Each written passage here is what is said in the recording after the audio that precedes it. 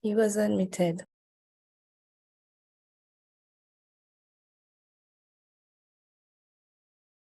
Got you, Mr. Christian.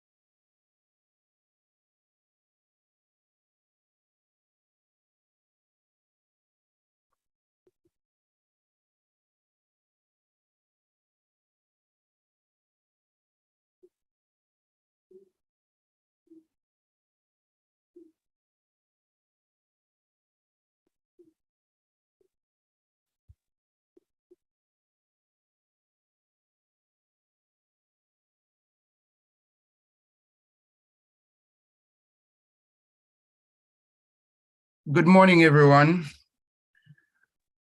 and welcome to day 2 of our UCJ Quality Assurance Week activities. Day 2, we continue with the theme Strengthening Quality in Teaching and Learning Practices in Higher Education. And today's focus will be on the graduate effectiveness imperative. I'll tell you a little more about that in a little while, but as is right and customary, we will start with prayer, and I will now invite Dr. Brian Wallace, President of Regent College of the Caribbean, to commit our activities today to God. Amen. Amen. Thank you very much, Dr. Clark, and let me greet the UCJ family and trust that the Lord will grant us a wonderful time today as we seek to again examine the quality of our graduates. The Apostle Paul, praying for the church at Ephesus, he prayed that according to the riches of his glory, that God would grant them to be strengthened with power through his Spirit in the inner man, and that Christ would dwell in their hearts richly. But then he also affirmed that we have a God, now to him who is able to do far more exceedingly abundantly above that which we are able to ask or think or imagine, according to the power that worketh in us. And so, Father, we give you thanks for today. We give you thanks for the work of the University Council of Jamaica in ensuring, in approving, in working with institutions to ensure quality of our graduates, the quality of our students, the quality of our programs. And even as we focus on graduates today, God, we pray that the spirit of power, of wisdom, of grace would rest upon all those who will participate in this seminar today. We thank you, Almighty God, that you're a God of quality, and that you have so equipped, you have provided all that we need, all the academic human resources that we need, oh God, to be able to guarantee, to ensure quality in our institutions. And so I pray, Father, that you would cause that your wisdom, cause, oh God, that your grace will rest upon the University Council of Jamaica as they continue to carry out their mission and their mandate, Almighty God, to ensure quality in education. And so we ask for your leadership, oh God. We thank you for Dr. Clark, who will be leading the session, and all those who will be presenting. And we just pray, Father, that you will do more, Lord, do far more, do much more than we ask, because your word declares that whatsoever we ask in prayer, believing that we receive them, we shall have them. But your word also says you are able to do more than we ask or think or imagine. And so we thank you for the greatness of your power that is manifested, God, to those who really believe and to those who have confidence in you. And so I pray for all the participants, oh God. I pray that the peace of God will rest upon them. I pray for the spirit of participation. And I even pray, Almighty God, for a passion for excellence in our country, a passion, Lord, for excellence among our students. I pray that your excellence, the excellent spirit, will rest upon us. And so I commit all the activities of the day in your mighty and awesome hand. In Jesus' great name, amen. Amen. Amen. Thank you very much, Reverend Dr. Brian Wallace, my colleague from country.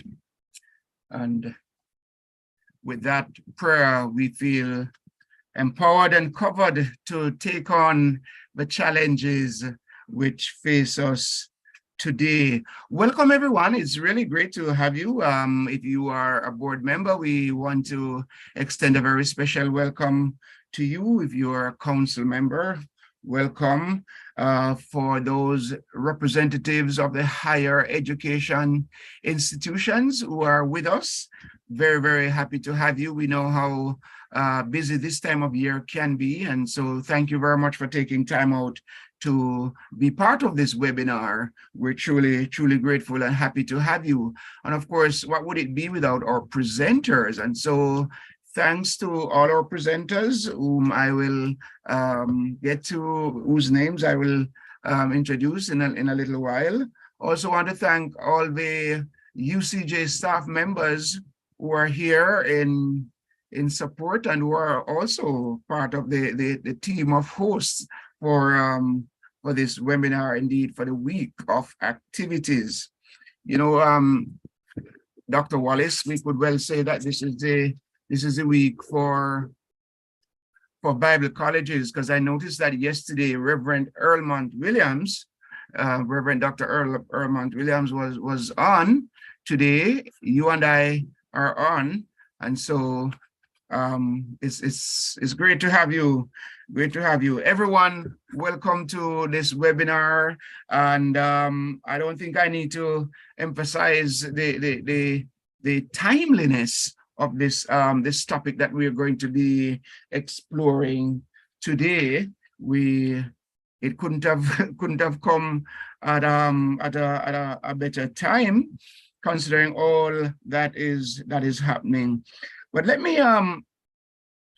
invite, before I get further into this discussion, let me invite Dr. Vivian Quarry, who is a member of council, the use of the UCJ, to bring remarks. Yes, Dr. Quarry, please open your microphone and speak to us. Dr. Christopher Clark, Principal of the Midland Bible Institute and Chairman of the program for this, the second day of the 18th Annual Quality Assurance in Higher Education Week 2023, being staged by the University Council of Jamaica, representatives of the Ministry of Education and Youth, Jamaica, program participants, the Reverend Dr. Brian B. Wallace, President of Regent College of the Caribbean, who invoked the presence of our Heavenly Father.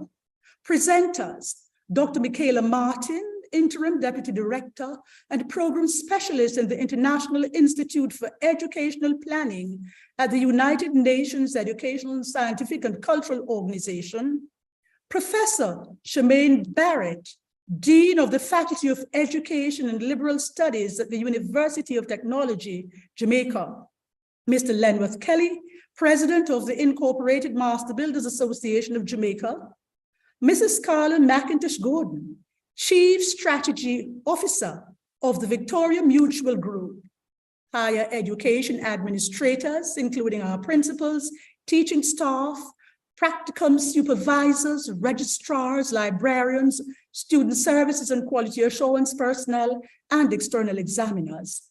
Mr. Najee Murray, Director of Public Relations and Communication at the University Council of Jamaica.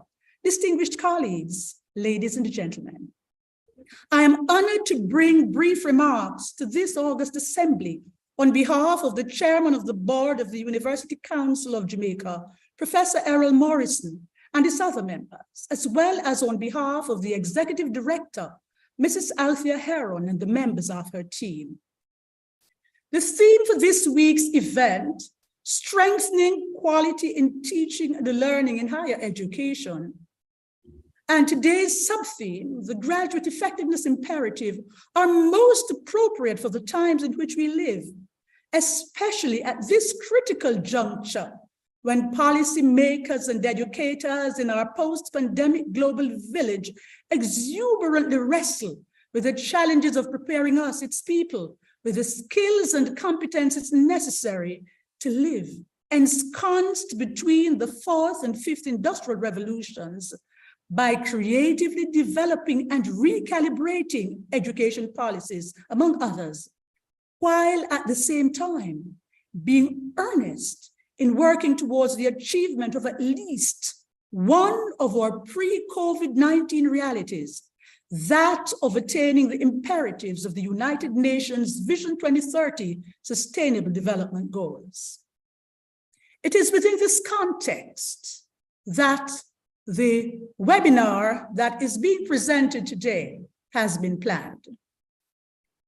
We expect that we will provide an exploratory reflection of both the internal and external quality assurance systems required to produce effective graduates who, as articulated in Vision 2030 Jamaica, are equipped with the skills, the knowledge, the attitudes, behaviors, and values that appropriately meet the ever-evolving needs of the workplaces for which they have been prepared. It is anticipated that as effective graduates, they will become productive citizen workers in charge of their own personal economic advancement, contributing to national development. Additionally, it is intended that this webinar will provide an opportunity for employers to provide critical reflections on the effectiveness of graduates who currently serve in their employ, and share possible strategies and solutions to improve and thereby meet this imperative. It is our hope that by the end of today's presentations, we will all be so edified that we will be motivated to act within our educational institutions and spaces to engender an intentional reflection on the importance of graduate effectiveness in higher education, a thoughtful identification of the internal and external quality assurance systems used in higher education in an effort to strengthen graduate effectiveness, and an unswerving commitment to the adoption of possible strategies and solutions to improve graduate effectiveness in the workplace. May we all be so inspired that we shall continue our quest for the achievement of excellence as the University Council of Jamaica continues to assure quality in higher education. In an effort to court success, may we work not only to elevate quality at the tertiary level, but more so at all levels of the education system, as it is only as the foundation is successful successfully laid, that we can be assured of the strength of the edifice. May God bless you all as together we listen and participate. Thank you.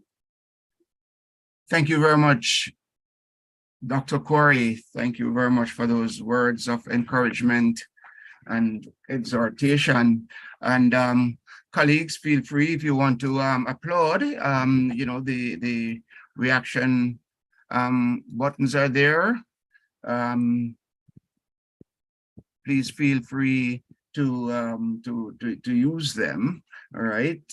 Thank you again, Dr. Vivian Corey, Council Member of the University Council of Jamaica.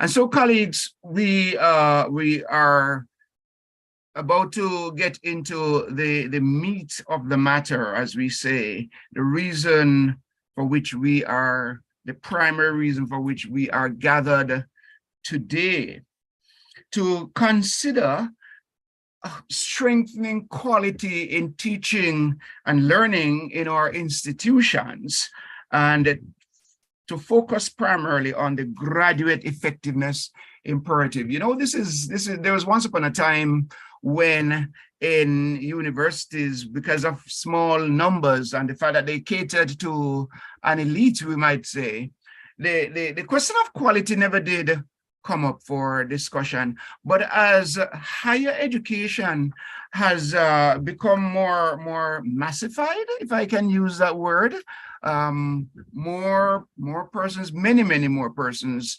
accessing higher education, the question of quality is always going to be there. The question of how effective are our graduates is always going to be raised. I remember as a principal in a former life, I sometimes grappled in signing the certificates of students who had completed the program.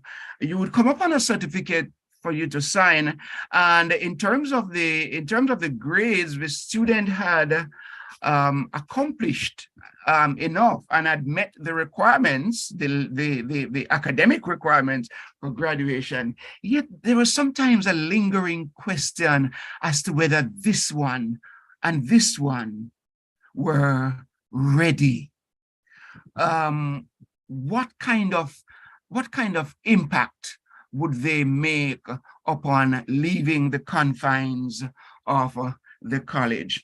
Many years ago, as a young lecturer too, I recall the then principal withholding the certificate of a particular student, even though she had met all the academic requirements. The principal determined that she was not ready to receive that piece of paper which stamped quality, which would speak to her quality. And so she was allowed to leave college and to gain employment, but had to work for some 6 months, if not more, before, and a report coming from her employers, before she was actually granted the certificate. Colleagues, as we move into online teaching and learning, it is fair to say also that our assessment is being challenged. Yes, the recent artificial intelligence facility of ChatGPT is challenging the integrity of our assessment, or could challenge the integrity of our assessment. These are questions that we need to grapple with as we contemplate this imperative which is placed before us.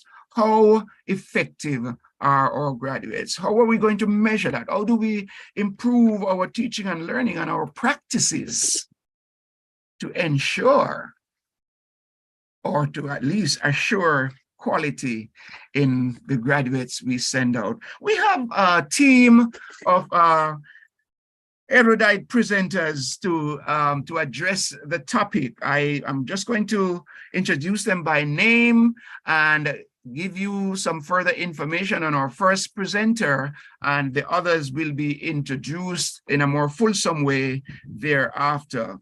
So I would like again to welcome Dr. Michaela Martin. And they're going to be presenting in the order in which I call the names now.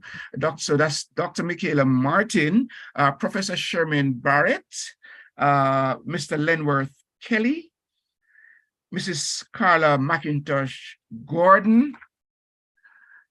Those are our four presenters. They will speak for different lengths of time. And as they speak, if you have questions, comments, you may put those in the chat, but we will also provide at the end an opportunity for you to open your mics and ask questions, all right?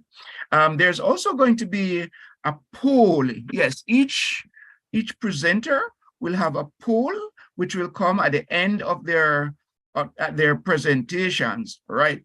So let me introduce our very first presenter, Dr. Michaela Martin. Dr. Martin is a program specialist and is the interim deputy director of the International Institute for Educational Planning. She has a track record of more than 30 years in research and teaching in higher education, policy, governance, and planning. Since 2004, she has been in charge of an international research and training program in the area of internal and external quality assurance in higher education. Some 6 years ago, almost, she has been working on a research on flexible learning pathways in higher education. And as I said earlier, she currently serves as the interim deputy director at UNESCO's International Institute for Educational Planning. This she's been doing since last August, as in August 2022. Dr. Martin is well published, and you would do well to look her up even after today. Search for her publications and make the most of them. So thank you very much for accepting the invitation to be here, Dr. Martin. And I now invite you to give us your presentation. Dr. Michaela Martin. Thank you so much, Dr. Clark, for this very warm introduction. And let me first tell you how pleased I am that and how honored I feel that I have been invited to this important event. It's for me also an opportunity to continue collaboration with the University Council of Jamaica. And you mentioned, Dr. Clark, the project that I have led, the research that I have led on flexible learning pathways. So we had the chance to work with a team from Jamaica, from the University Council of Jamaica. Dr. Dawn Barrett was part of the team, together with Dr. Carolyn Hale, and to produce a case study on flexible learning pathways in higher education in Jamaica, and also looking into the quality assurance implications of more flexibility in higher education. But let me start to share my screen to pull up the PowerPoint that I will be presenting. Is it visible now? Can you see it? Yes, it is. It is? Oh, wonderful. So the topic, I think, is of course meant to fit into the topic of the day, graduate effectiveness by focusing on employability. And what I want to do in my presentation is to refer to a research that IEP has conducted on on innovative and effective modes of internal quality assurance. As we all know, it's the one that is done by higher education institutions. And when we were looking at the question, we were also looking into how internal quality assurance systems in universities around the world deal with the issue of graduate employability.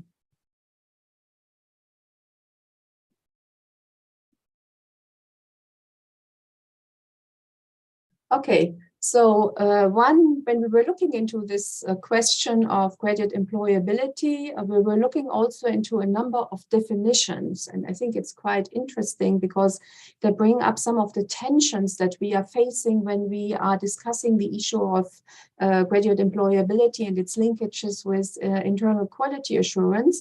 But I think the basic definition that we found, and that we found quite useful, is the definition of employability as a set of achievements, skills, understandings, and personal attributes that make graduates more employable and successful in their chosen occupation, which benefits themselves, the workforce, the community, and the economy. So graduate employability in the way that we have looked at it goes beyond the first labor market entry. And we have to think about balances also, the imperatives of different times in a graduate work life. There is, of course, the entry into a first occupation, but we have to think graduate employability also along several job changes that may need to be made throughout some graduate's work life. And I think that already creates a little bit of a question on what to focus on when we are looking into the issue of quality and how to prepare graduates for the labor market. And when we are looking at the question of employability, we have to think also about the fact that there are different stakeholders in the higher education community that may have different perspectives on this. There are, of course, the students or the later graduates themselves. They are the employers, and there are the academics. So when we discuss graduate employability, we have to take these different perspectives into account. And they may not always converge on the same issue. So then we may have some tensions there. Maybe the student is looking into employability to ensure a first labor market entry, but academics, of course, or the academic community may want to take a longer term perspective. Now, a little bit of the background, why we focused on the topic, and this is just some very broad figures, but it tells us something about the expansion of higher education systems across the world. So in 2000, in the year 2000, we had something like 100 million students, and in 2020, we are already at 240,000 students. So this is more than doubling the number of student numbers worldwide. So we have a great expansion of higher education systems in terms of student numbers. And this is reflected also when we look at the gross enrollment ratio. The gross enrollment ratio is, of course, the share of higher education students in comparison with the age group population, which concerned age group population of higher education, which is typically 19 to 23-year-olds. And what we see here is the GER, the gross enrollment ratio worldwide. So it has moved in the year of 2000. It was in the order of close to 20%, and today it's in the order of 40%. Then we can see also that some region and also some countries, in some countries, the student numbers have evolved more quickly than in others. For instance, we see in North America and Europe it's still progressing, but to a lesser extent than, for instance, in the countries of Latin America and the Caribbean. And that has to do with the starting point, of course, because let's say the expansion phases were a little bit earlier in Northern America and Europe, and now many countries worldwide are catching up on the gross enrollment ratio. Now, what within this expansion, so what we have seen also is that there are growing concerns about the mismatch between the labor market needs and graduate profiles. So we have what we have seen also as an increased share of unemployed people with tertiary education. And that is, of course, not something totally new. We are concerned with graduate unemployment, I would say, since the 80s already. So this is a concern that is with us, but we have seen also that it is an increasingly important concern. And this is one of the reasons why we were decided to include this aspect of employability in our research on internal quality assurance. So there is this mismatch between the labor market needs and graduate profiles. And as a consequence, there's of course more pressure on higher education institutions to adapt their education and training to the labor market needs. And employability is currently seen as a major outcome of higher education. So there is an expectation on higher education institutions to show that their graduates are employed. And as a consequence, one has to look at all kinds of mechanisms to ensure more fluidity in the discussions on what academic quality is and how it can integrate employability and internal quality assurance systems. I would say, I would argue also external quality assurance systems. So it's also the work of the quality assurance agencies, but I think primarily the work of higher education institutions to look into mechanisms to ensure that there is regular collection of information on the employment of graduates, and with an intention also to use this type of information also for discussing the development of study programs.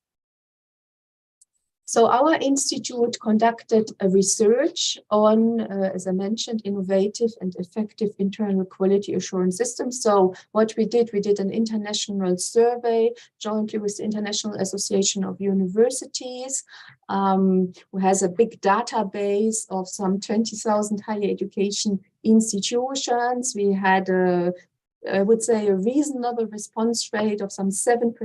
It's of course not 100% far from this, but it gives a reasonable picture.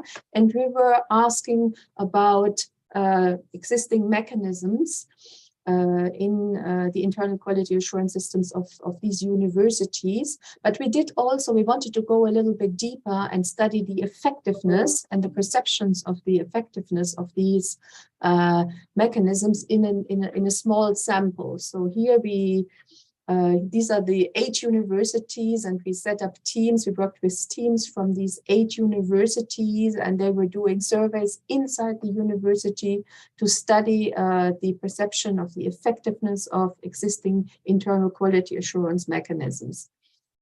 And what I'm sharing now is really some of the findings on the issue of graduate employability and internal quality assurance that we collected from the work, both from the international survey, but also from the in-depth work that we conducted with these 8 universities. And here this picture, so this is a picture actually, which is the cover page of the synthesis publication, but these are pictures from the campuses of these 8 universities. I just wanted to mention them. This is a little bit anecdotal, but it's nice to know. So what came out from this research is that there are different views on the role of the university regarding employability. So in some of the universities that we worked with more in depth, some of the 8 universities, so it came out that in some universities, employability is part of the strategic orientation of the higher education institutions. And in some others, they insist in their presentation, in the way that they define their objectives, they insist much more on academic quality without ever mentioning employability. And the reasons behind that lie partially in the national context. That has to do with the level of unemployment that we find in the sector, but it has to do also with the extent that employability is a part of the national policy concern or not. Of course, the type of higher education institution plays a major role when it is an institution that is more by nature, more professional in the types of programs it offers. Then, of course, the employability concern is much more prominent. And it has to do, of course, also with the orientation of the academic offer. You know, when we are mainly in an institution that is offering traditional programs, less professionalized programs, then, of course, the issue of employability may be quite different than in one where, you know, the strategic orientation is different. So we have variant views between universities, but even inside universities, we have also varying views between the faculties. So I think this is also something that we have to take in account when we are looking at universities as an entity. Now, overall, what came out from our research and the surveys that were conducted inside these 8 higher education institutions is that IQA was seen as having a positive influence on graduate employability and through 2 different types of mechanisms.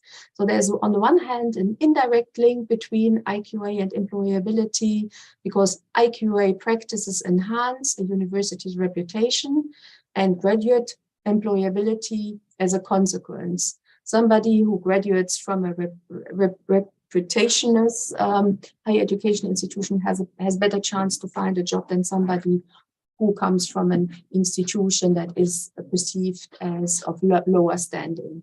But there's also a direct link between IQA and employability because IQA helps to build strong interactions between academics and labor market representatives. And that is what we found quite interesting.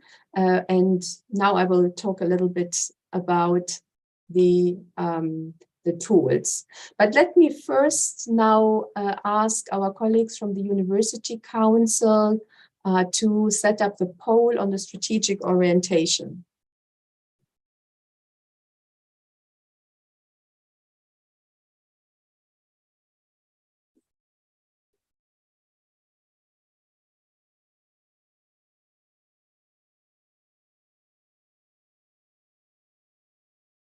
Do I need to do stop sharing?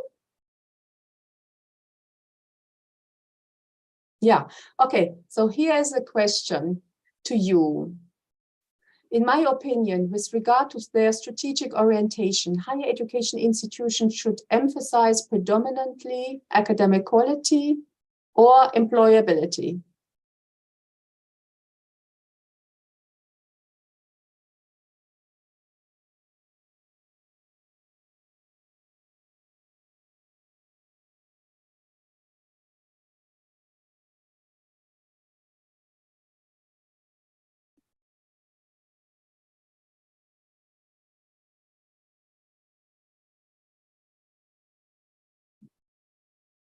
I saw that we had some 80 colleagues being connected online. Now some 60 have expressed their opinion.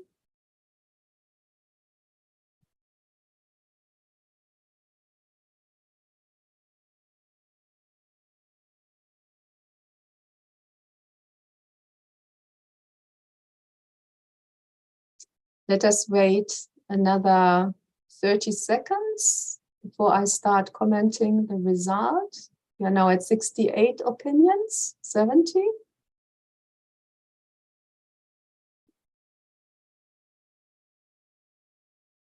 Okay, it seems to stabilize at 71. Okay, so I think, colleagues, you can see the result.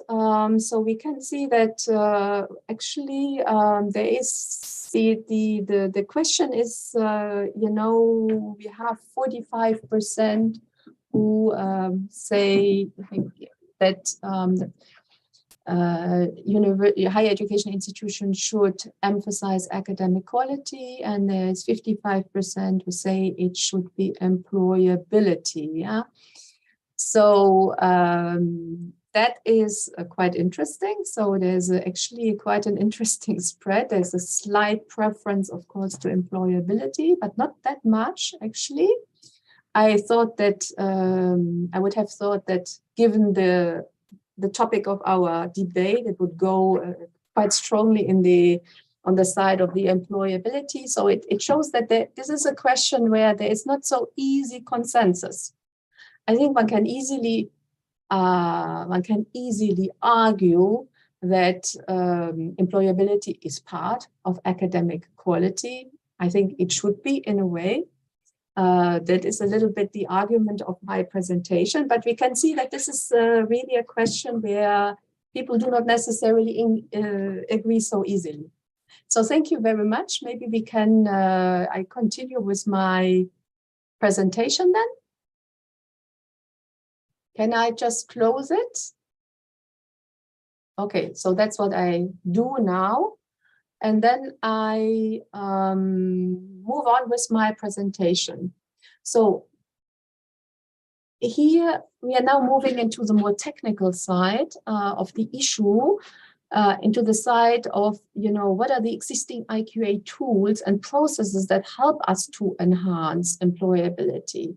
So just to give an overview, we were studying 5 different mechanisms, looking into a little bit more into depth, starting. So we were investigating this question through our international survey, but then also with the 8 in-depth university case studies.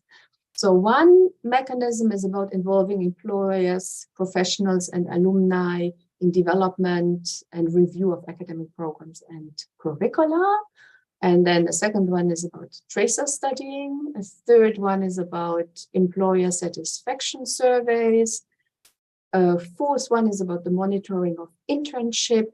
And the fifth one is about using job market data, job market analysis in order to assess market needs and job opportunities.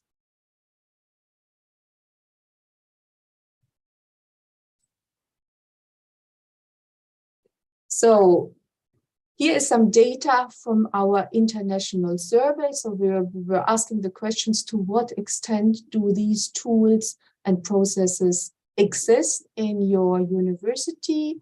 So what we saw there is a predominance of curriculum development involving professionals. 79% of our sample said that this was available in their university. And then on the curriculum review involving professionals, it was 75%, so this is really relatively high. And on the monitoring the quality of internship, it was 72%. So these 3 were mentioned, came out from the international survey as being quite predominant in our sample. Now,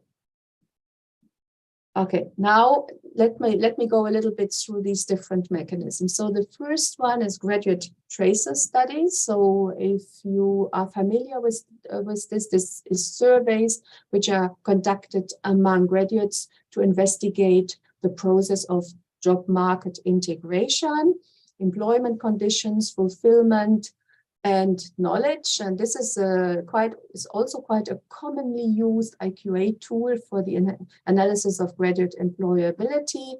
We can do tracer studying.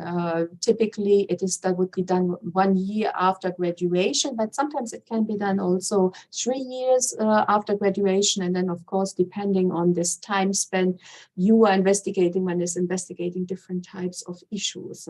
So the graduate tracer studies and the sample of our 8 in-depth university case studies were perceived as an effective tool to enhance employability by case universities, but there were also some issues with it, and that often at times the response rate to graduate tracer studies was not that high. Second tool, job market analysis, which is an analysis of labor market needs for certain types of graduate profiles, and they play the function to identify job opportunities for graduates of existing programs. So the results are typically used to improve either study programs or student support services to enhance employability.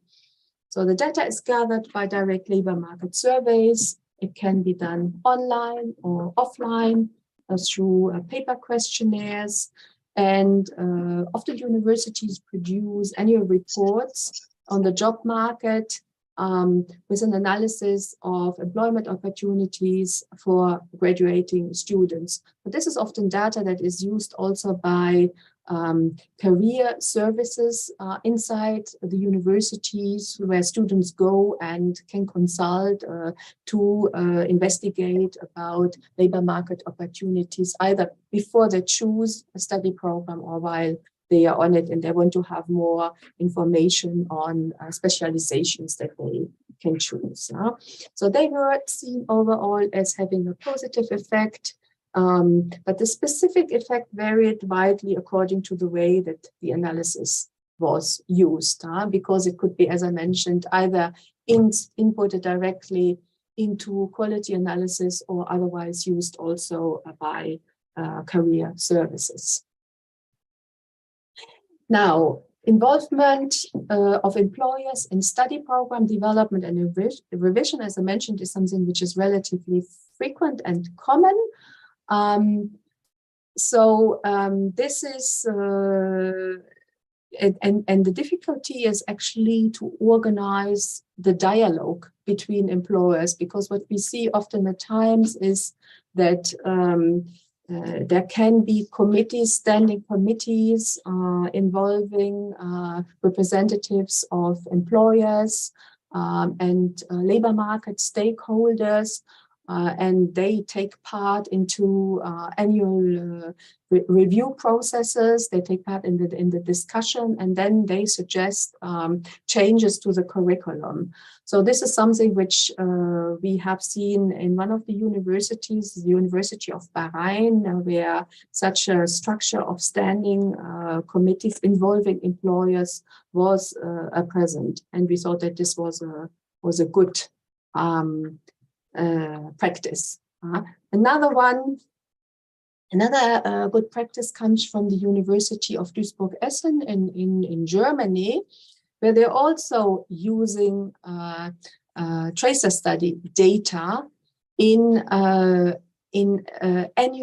annual quality conferences. So at the University of Duisburg-Essen, a number of study programs are submitted for review. So it's not all the study programs every year, but it is a selected number, and is organized in such a way that after 5 years, all study programs are reviewed at least once.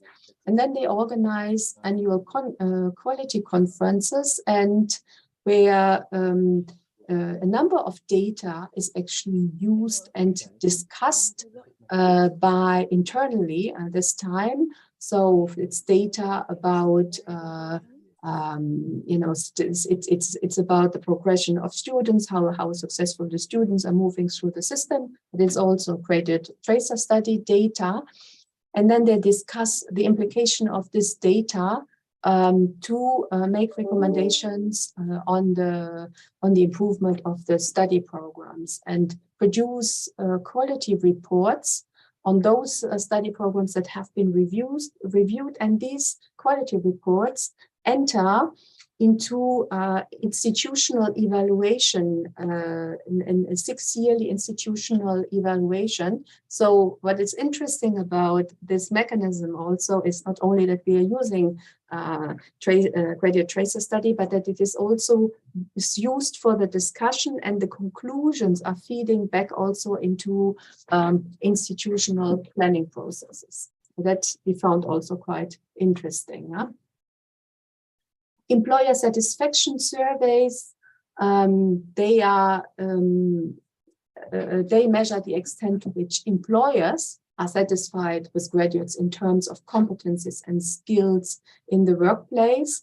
And of course, the importance of this type of data is to get a direct feedback from the users, I mean, from the beneficiaries of higher education graduates. Huh? And the employers in such a survey are typically asked what they see as the strengths and the weaknesses of individual graduates in comparison with other university graduates, or with reference to a specific academic program. So what we saw in our surveys, the data remains often with university management, and it is not often enough widely shared. So, and that was some of the shortcomings that we were seeing in many universities. We were hearing it from many universities that, you know, there are these graduate tracer studies, they are conducted, but not necessarily very well used at the point in time when study programs are analyzed. And so the two examples that I was mentioning are more of an exception than the general rule, but yet they represent good examples. Now, let me come to my conclusion.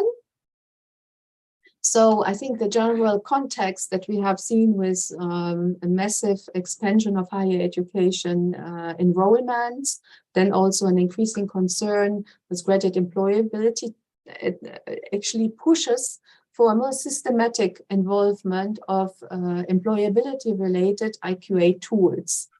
So I think that's something that's the background, and this is why we asked the question, you know, to what extent does your university use these type of tools, and what are you doing with it? Huh?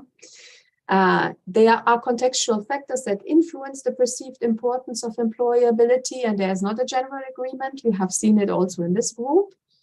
The participation and of graduates and employers in the review of study programs has been formalized in many universities, but what is often missing is a kind of organized stakeholder discussion on the data that is available, graduate tracer studies on specific programs, employer surveys, job market analysis, and the conclusions and the recommendations that are feeding back then into the review process and decisions which are taken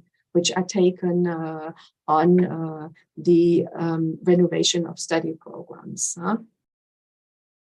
So yet a word of caution, and I have said at the beginning, what we have to accept is that we have to organize a stakeholder discussion, and there are different views. And at the end of the day, we have to reconcile different perspectives. And there's a perspective, of course, of the labor market. There's also the perspective of academics. And at the end of the day, it's all about dialogue, and it's all about finding, you know, constructive solutions to many of the challenges that academic programs are facing. And often at times it's not so easy also to anticipate actually the needs of the future. So in an increasingly turbulent environment, it's not so obvious always to know what we need to anticipate. And when we plan for change and innovation, we also, of course, have to take into account the future of job profiles, yet they are changing very rapidly. So that creates a new tension here that we also have to take into account. So I want to stop here. I thank you for your presentation. Of course, now I think we will hear also from some of the higher education institutions, and that's actually, of course, an opportunity to have already this type of stakeholder debate that I was arguing for. Good. Dr. Martin, did you have another poll? Yes, that is true. Right. I think there is another poll on IQA tools available in the higher education institutions. Yeah, maybe we can. Yeah, okay. Thank you very much. Colleagues, I encourage you all to participate in the poll. It's not confined to pre-selected persons, please.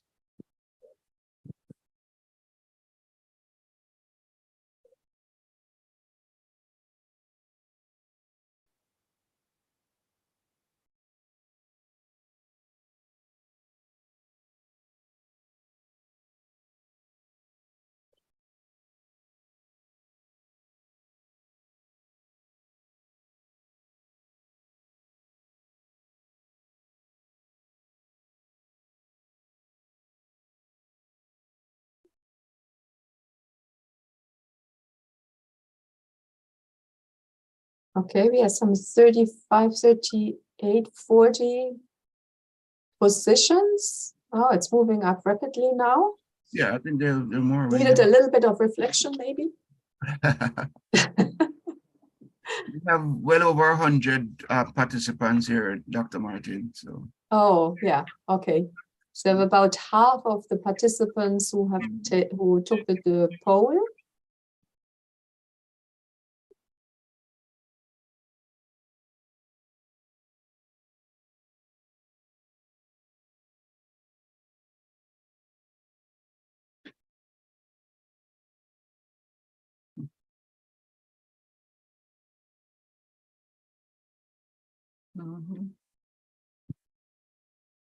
So we have already two tools which are coming out quite strongly, which is the graduate traces studies, 61%, and the the monitoring of the quality of internships, which I think is really important. Much less on curriculum development involving alumni. That seems to be the poor cousin here.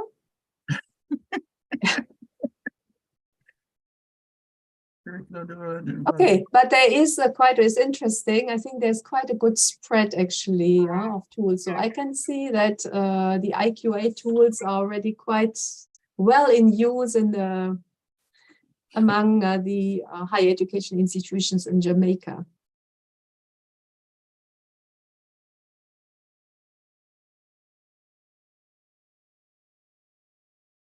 Yeah, I think they do. Okay, so I think maybe it's interesting. So I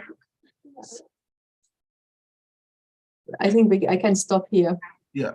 So we got tracer studies, monitoring internships, and curriculum development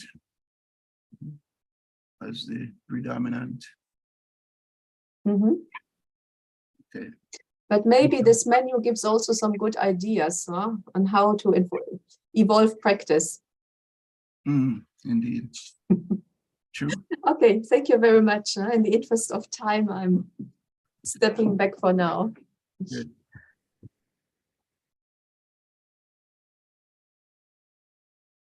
Thank you very much, Dr. Martin. And the poll results are quite interesting. Thank you for the polls as well. Colleagues, you may have questions or comments you'd like to share about Dr. Martin's presentation. We will not take those just now. We invite you to you may put them in the chat, or you could make a note of them. We will have a time at the end of the 4 presentations when we will have interaction with the presenters. Okay, so if you just make a note of your questions, and we have one other poll, Dr. Henley, or that, yes. We can move. Oh, okay. Great.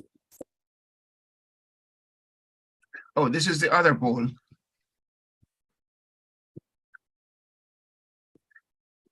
Right, so here's another poll for you colleagues. Please respond.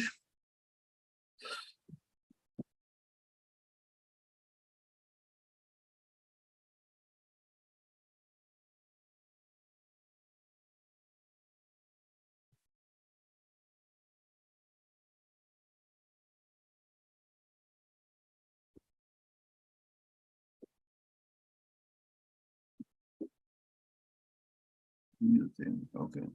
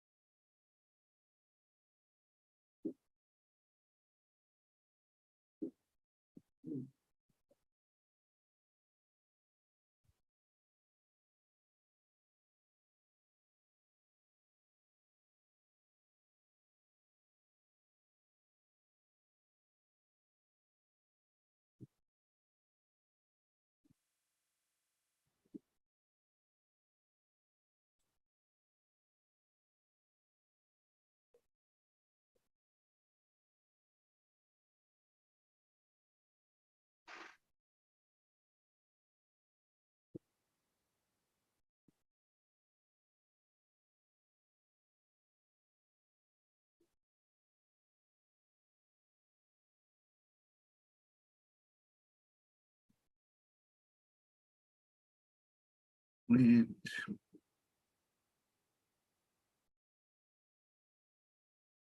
seem we have leveled off there, Dr. Martin. Yeah, I think so. It's yeah, also quite interesting. So I think there is in the menu something which is interesting for many higher education institutions in one way or the other. So I can see, of course, that involving employers, professional and alumni, the development of study programs is very much at the top, 52%, and then followed by tracer studies and job and employer satisfaction surveys, and then very closely followed also by job market analysis. So yeah, I think it seems that there's some interesting ideas around there. Yes. Thank you.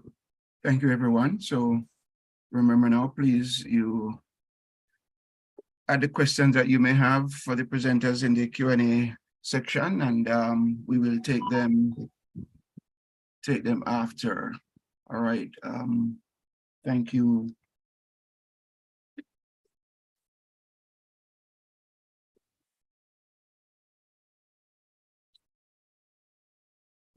Thank you very much again, Dr. Martin. I'm going to invite now our second presenter, and she will be introduced by Dr. Minot, our Director of Accreditation. Dr. Minot. Thank you, Dr. Clark, and good morning, everyone. It is my happy privilege to introduce to you Professor Charmaine Barrett. Professor Charmaine Barrett is an adult education and workforce development professor at the University of Technology, Jamaica. She holds a PhD in work and human resource education with a major in adult education from the University of Minnesota, USA, and a master in adult education from Mount St. Vincent University in Halifax, Canada. She's currently the Dean of the Faculty of Education and Liberal Studies. Her research interests include adult teaching and learning, online teaching and learning, workforce education, STEM, and TVET education, and teacher professional development. I would like to welcome Professor Charmaine Barrett, and I invite her at this time to make her presentation. Thank you. Thank you so much, Dr. Minot. Ladies and gentlemen, colleagues, good morning. First, let me thank the UCJ for the invitation to make this presentation this morning.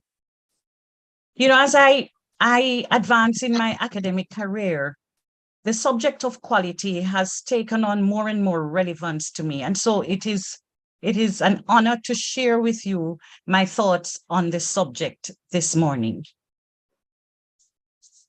I would like to begin by sharing with you that if my slide will move, oh my gosh, what's happening here?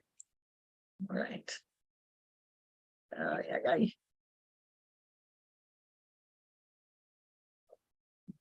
Pardon me, I don't know why my slide is not moving all of a sudden. Oh my gosh. All right, let's stop sharing and start again. Oh, oh no. All right, so let's go to here.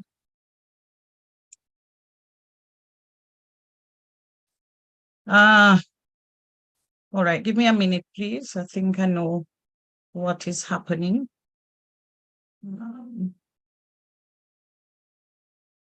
Okay. All right. It's taking up my time.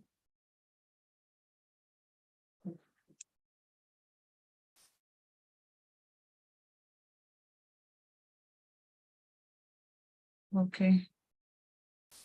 Out of order. Let's see slideshow.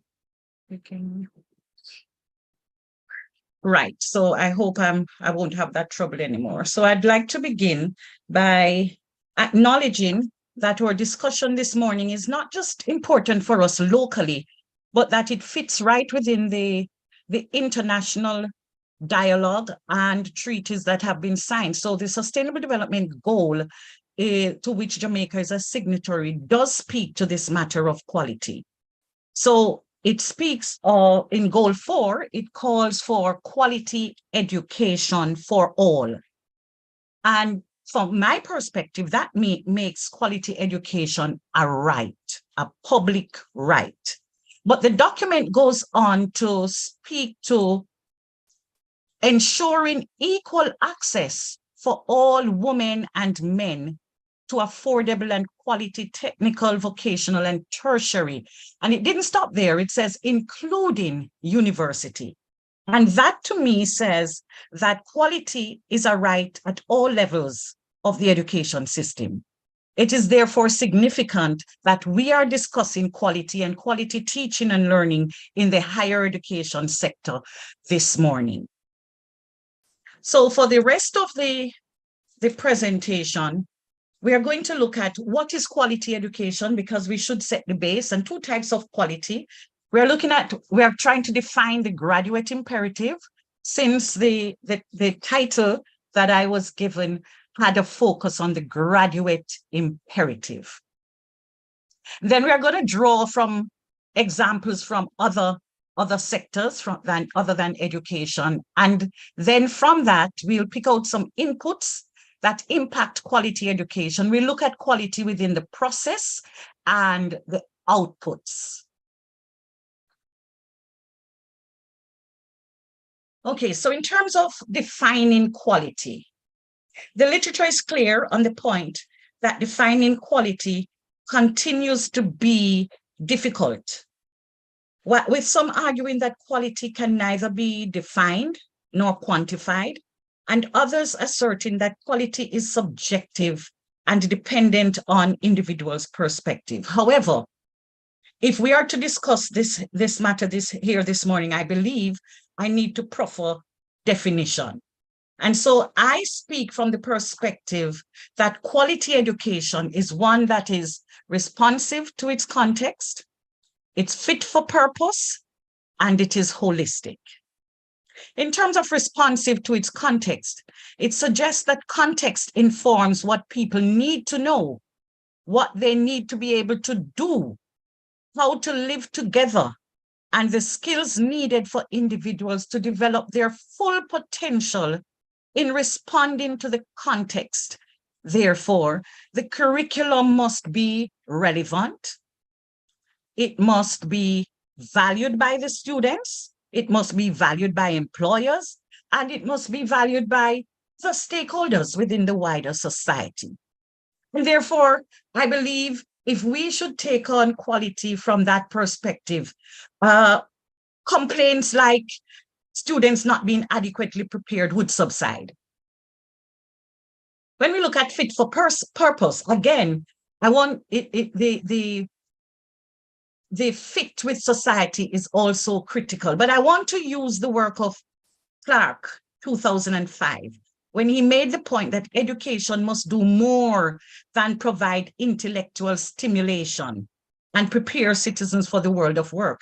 He argues that education, and I agree, must serve a wider human purpose. And from a holistic perspective, education should therefore develop the intellectual, the socio-emotional, the technical dimensions of the individual. So it calls for a holistic approach. Another way to look at quality is through what Salis 2002 describes as the procedural concept of quality and the transformational quality. The procedural concept of quality is concerned with measuring up and ensuring conformity to a predetermined specification. In education, quality from this perspective is demonstrated through a quality assurance system that is intended to support consistency in service. The perception of this presentation, though, of quality is grounded in the transformational quality, which has to do more with the continuous improvement and organizational transformation. Transformational quality is not achieved through adhering to systems and procedures, Salis argues, but through the exercise of leadership that establishes a vision that translates into service and builds the structures and organizational culture. And those are two key points that empower staff to deliver quality. And so we want to look at those things that enable staff to deliver quality. Then we want to know, so we have defined quality. We want to define the graduate imperative. From my perspective, I interpret this as individuals who will serve the public good while advancing their own well-being. This means education must therefore be holistic. It must aim for the development of the individual's technical work-related skills. And that's important to me. But it must do more than that. It must develop those non-technical skills. And it must facilitate their personal growth, development, and transformation, and ultimately promote the development of a fully functioning, humane society. That's the graduate imperative from my perspective. Now let's look at some lessons from the field. Some of you may like this TV show like I do. It's on the Food Network channel, Diners, Drive-ins, and Dives. One of the things that always stand out for me is that very often when the owners of the establishments, whether it's a diner or a drive-in, when they're asked, how do they maintain quality in the food they serve? Because here these establishments are known for their quality, but not just quality, the consistency in their quality. And so one of the answers they all give is the need to have the right ingredients. And then they go on to say how they often travel to faraway places to source the particular raw material to ensure that they get the same flavor consistently. I believe the takeaway here is that quality output is the result of the raw material used. Additionally, they go on to speak about the type of equipment and the implements that they use. And it was the first I was making that kind of connection with the tools you use in the kitchen and the outputs that you get. But they argue that that is also important. The other experience that I would like to draw on comes from my own work as a project manager to build a swing bridge over the Rio Grande Valley in Portland. Rio Grande River.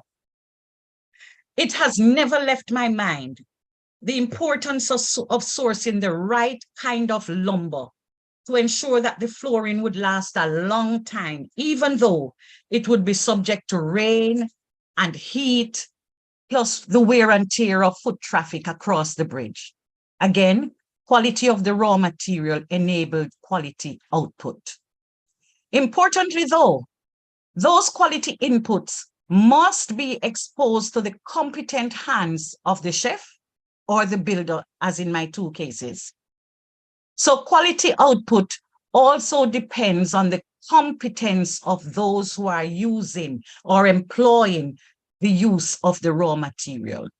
Like the chef, like the master builder, the quality of our output as educators who are the graduates is dependent to a large extent on the quality of the raw material, the inputs which must now be exposed to the competent hands of the lecturer, the teacher, the member of faculty.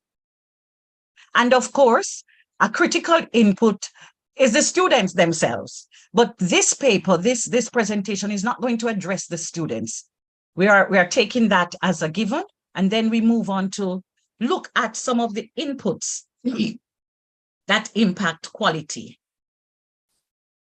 And I've identified 4, and I'm certain you could think of some others. I'm thinking about the curriculum, the teaching resources, human resources, and technological infrastructure.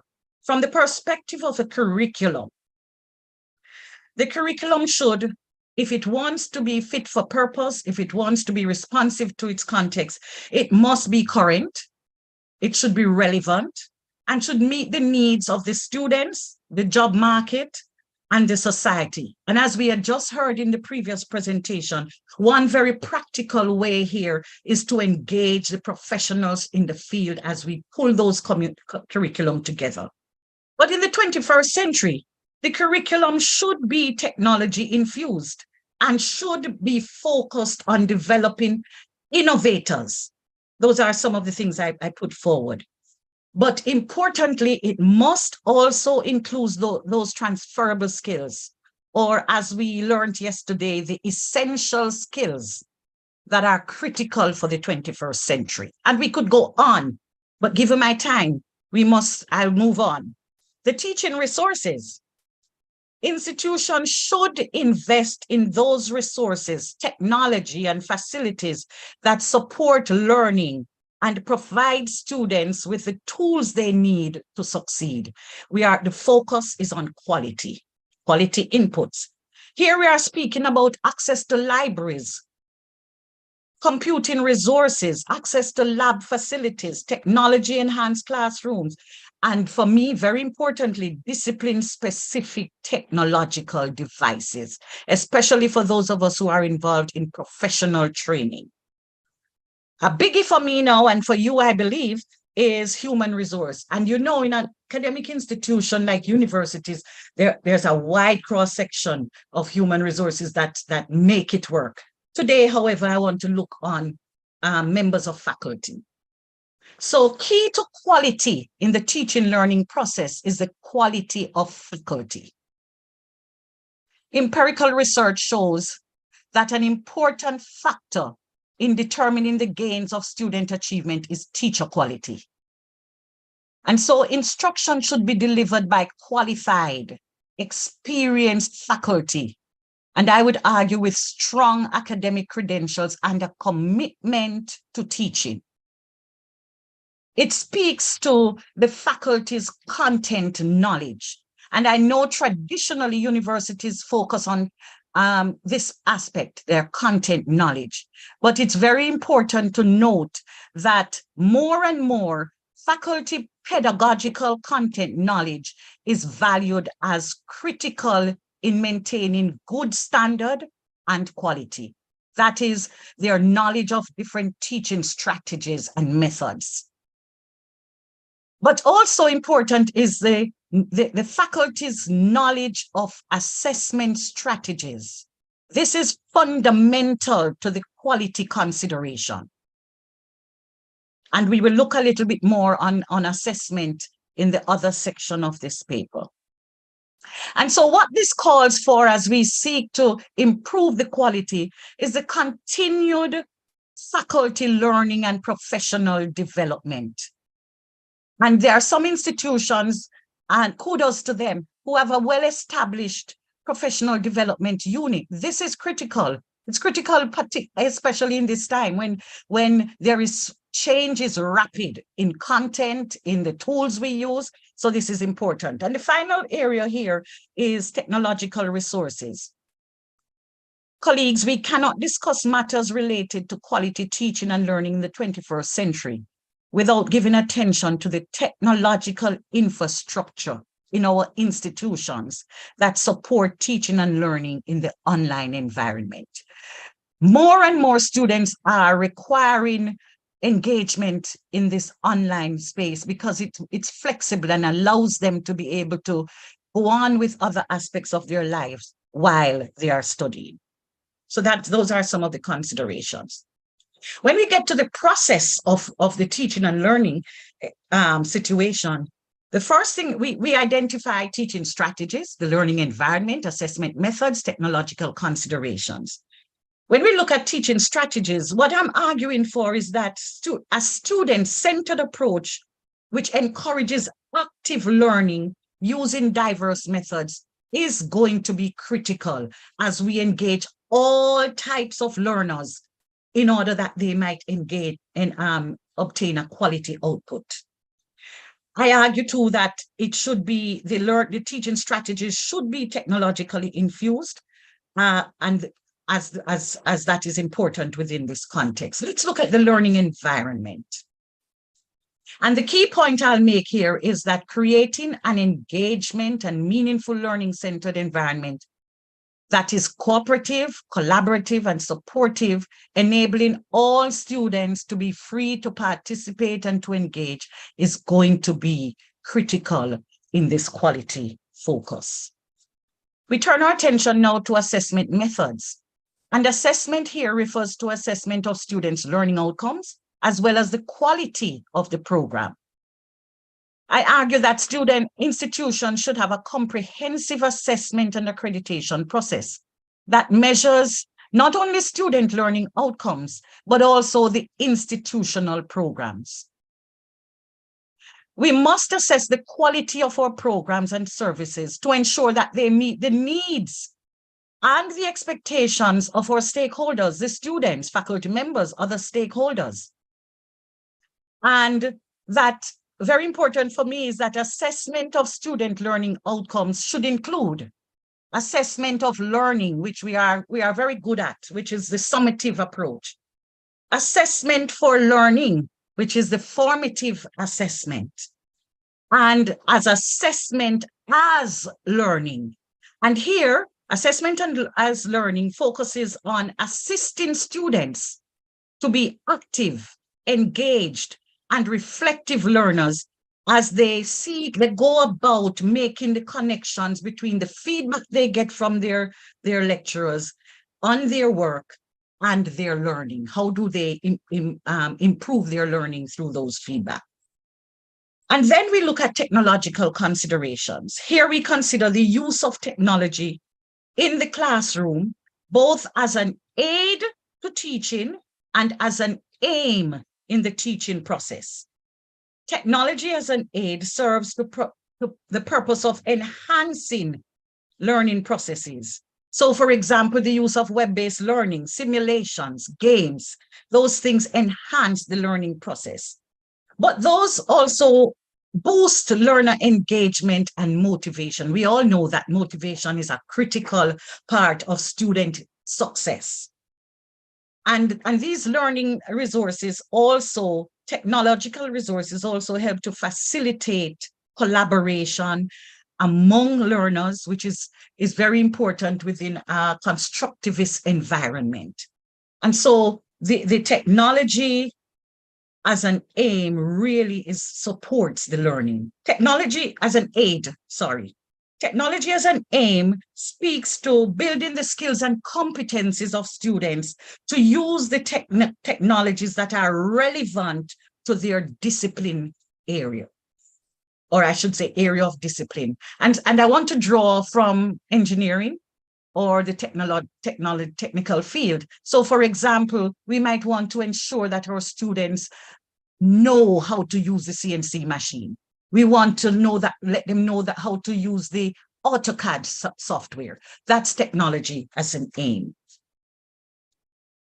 And so we now move on to the graduate imperative. Now, my argument in this quick presentation is to say when we interrogate those areas of input and the process, it should result in some cognitive attributes, behavioral attributes, and attitudinal attributes of our students. Among the cognitive attributes are those academic knowledge, the academic quality of our students.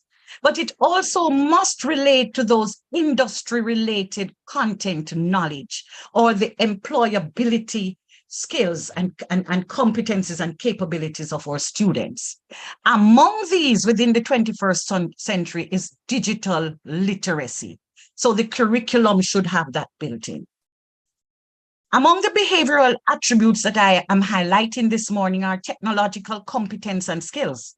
That is the ability to use those. But in addition to that, there are these attributes of problem solving, collaboration, innovation, communication skills, oral and written. And critical to this process is critical thinking and creativity. Those are, for those of you who are aware of the 21st century skills, those are the ones that I'm just naming here, and that's critical for them. From the attitudinal side, the literature speaks about the importance of resilience. And don't we know that? Let's look at how we had to pivot in the COVID-19. The students, the graduates should be flexible. And a concept I came upon some months ago, maybe a year or so, is learning agility. And how do we produce students who are learning agile? And I go back to say the learning environment, what we do in the process, how we engage them in our assessment would help with that. And finally, under attitudinal is a stress tolerant graduate. So in conclusion, I'd like to make the point that to discuss strengthening quality in teaching and learning practices in higher education without looking at the inputs in the process, the curriculum, the resources, quality of faculty and technological infrastructure, would be to set ourselves up for failure, or at minimum, some dissatisfied stakeholders, and the graduate imperative would not be met. Secondly, the process must be such that students are engaged in a learning environment that is student-centered, technologically infused, it's welcoming, it's engaging, it's supportive, it's cooperative and collaborative. My position is the graduate imperative demands this. Thank you.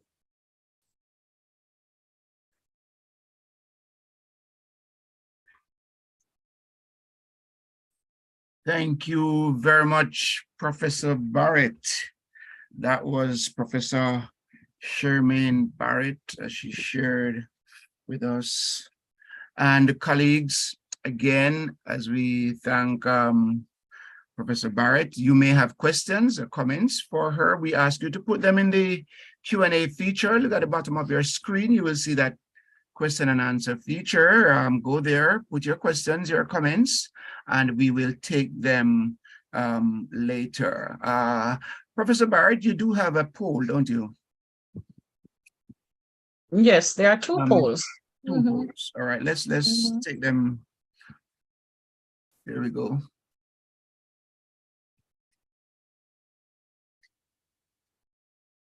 We invite you, everyone, to participate in this poll.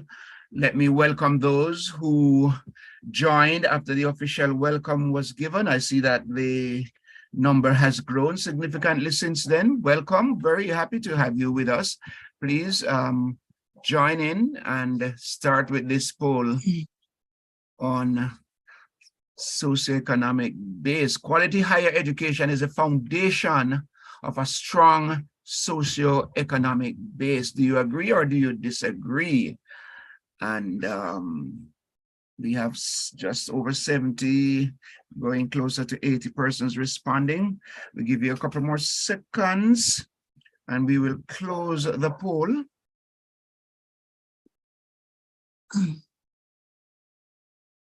Prof. Bart, are you seeing the results? Yes, Professor? I am. You are. Okay, great. So you can And so speak. what this is saying is that we are in agreement that what we do in our various institutions is impacting on the socioeconomic base of our country. Without a doubt. Thank you. Thank you. Thank you very much. And you may want to go ahead and let's take the second one now, please. Here we go, 21st century classroom. Quality in the 21st century classroom is affected by several factors. In your institution, which of the following will you give priority attention? All right, so please go right now and participate in this poll.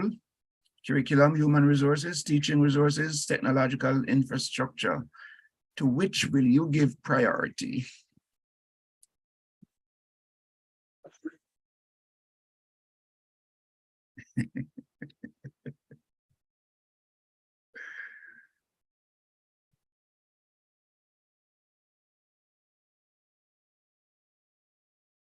Of Barrett, someone says you just took them to scholarly church just now.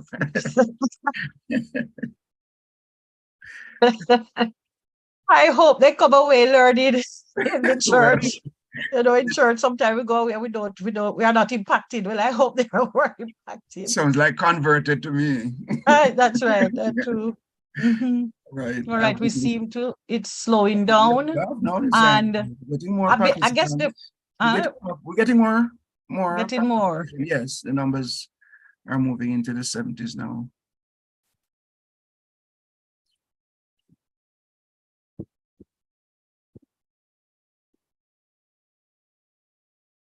Okay, so but it's what it suggests is that we are giving equal focus. Yes, yes. And I like that. Yes. I like that because that's what the quality is all about. If you give attention to one over the other, there could be challenges. But I do know giving attention to all, it is in itself challenging. Indeed.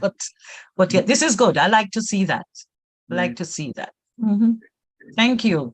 Thank you very much. Remember now, if you have questions, comments for Professor Barrett, put them in the use the Q&A feature at the bottom of your screen. We'll take them later. Colleagues, we're very mindful that you've been sitting all morning, and if we were in person, as in face-to-face, we would have taken a coffee break. So we're going to do a water break at this time. We're going to break for 5 minutes. Please watch the screen. The countdown will be there, and we ask you to return to your seats before the 5 minutes have elapsed. So let's take that break right now and get back to your seats in 5 minutes. Thank you very much.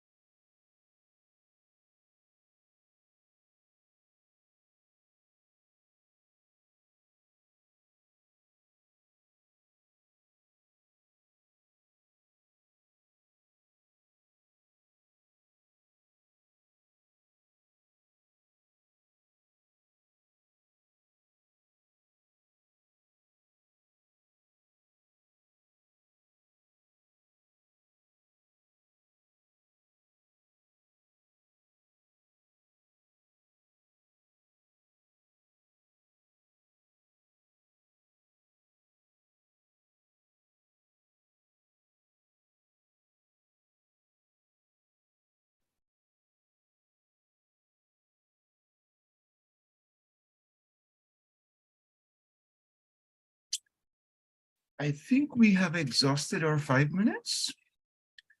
I hope you did get a chance to refresh yourself.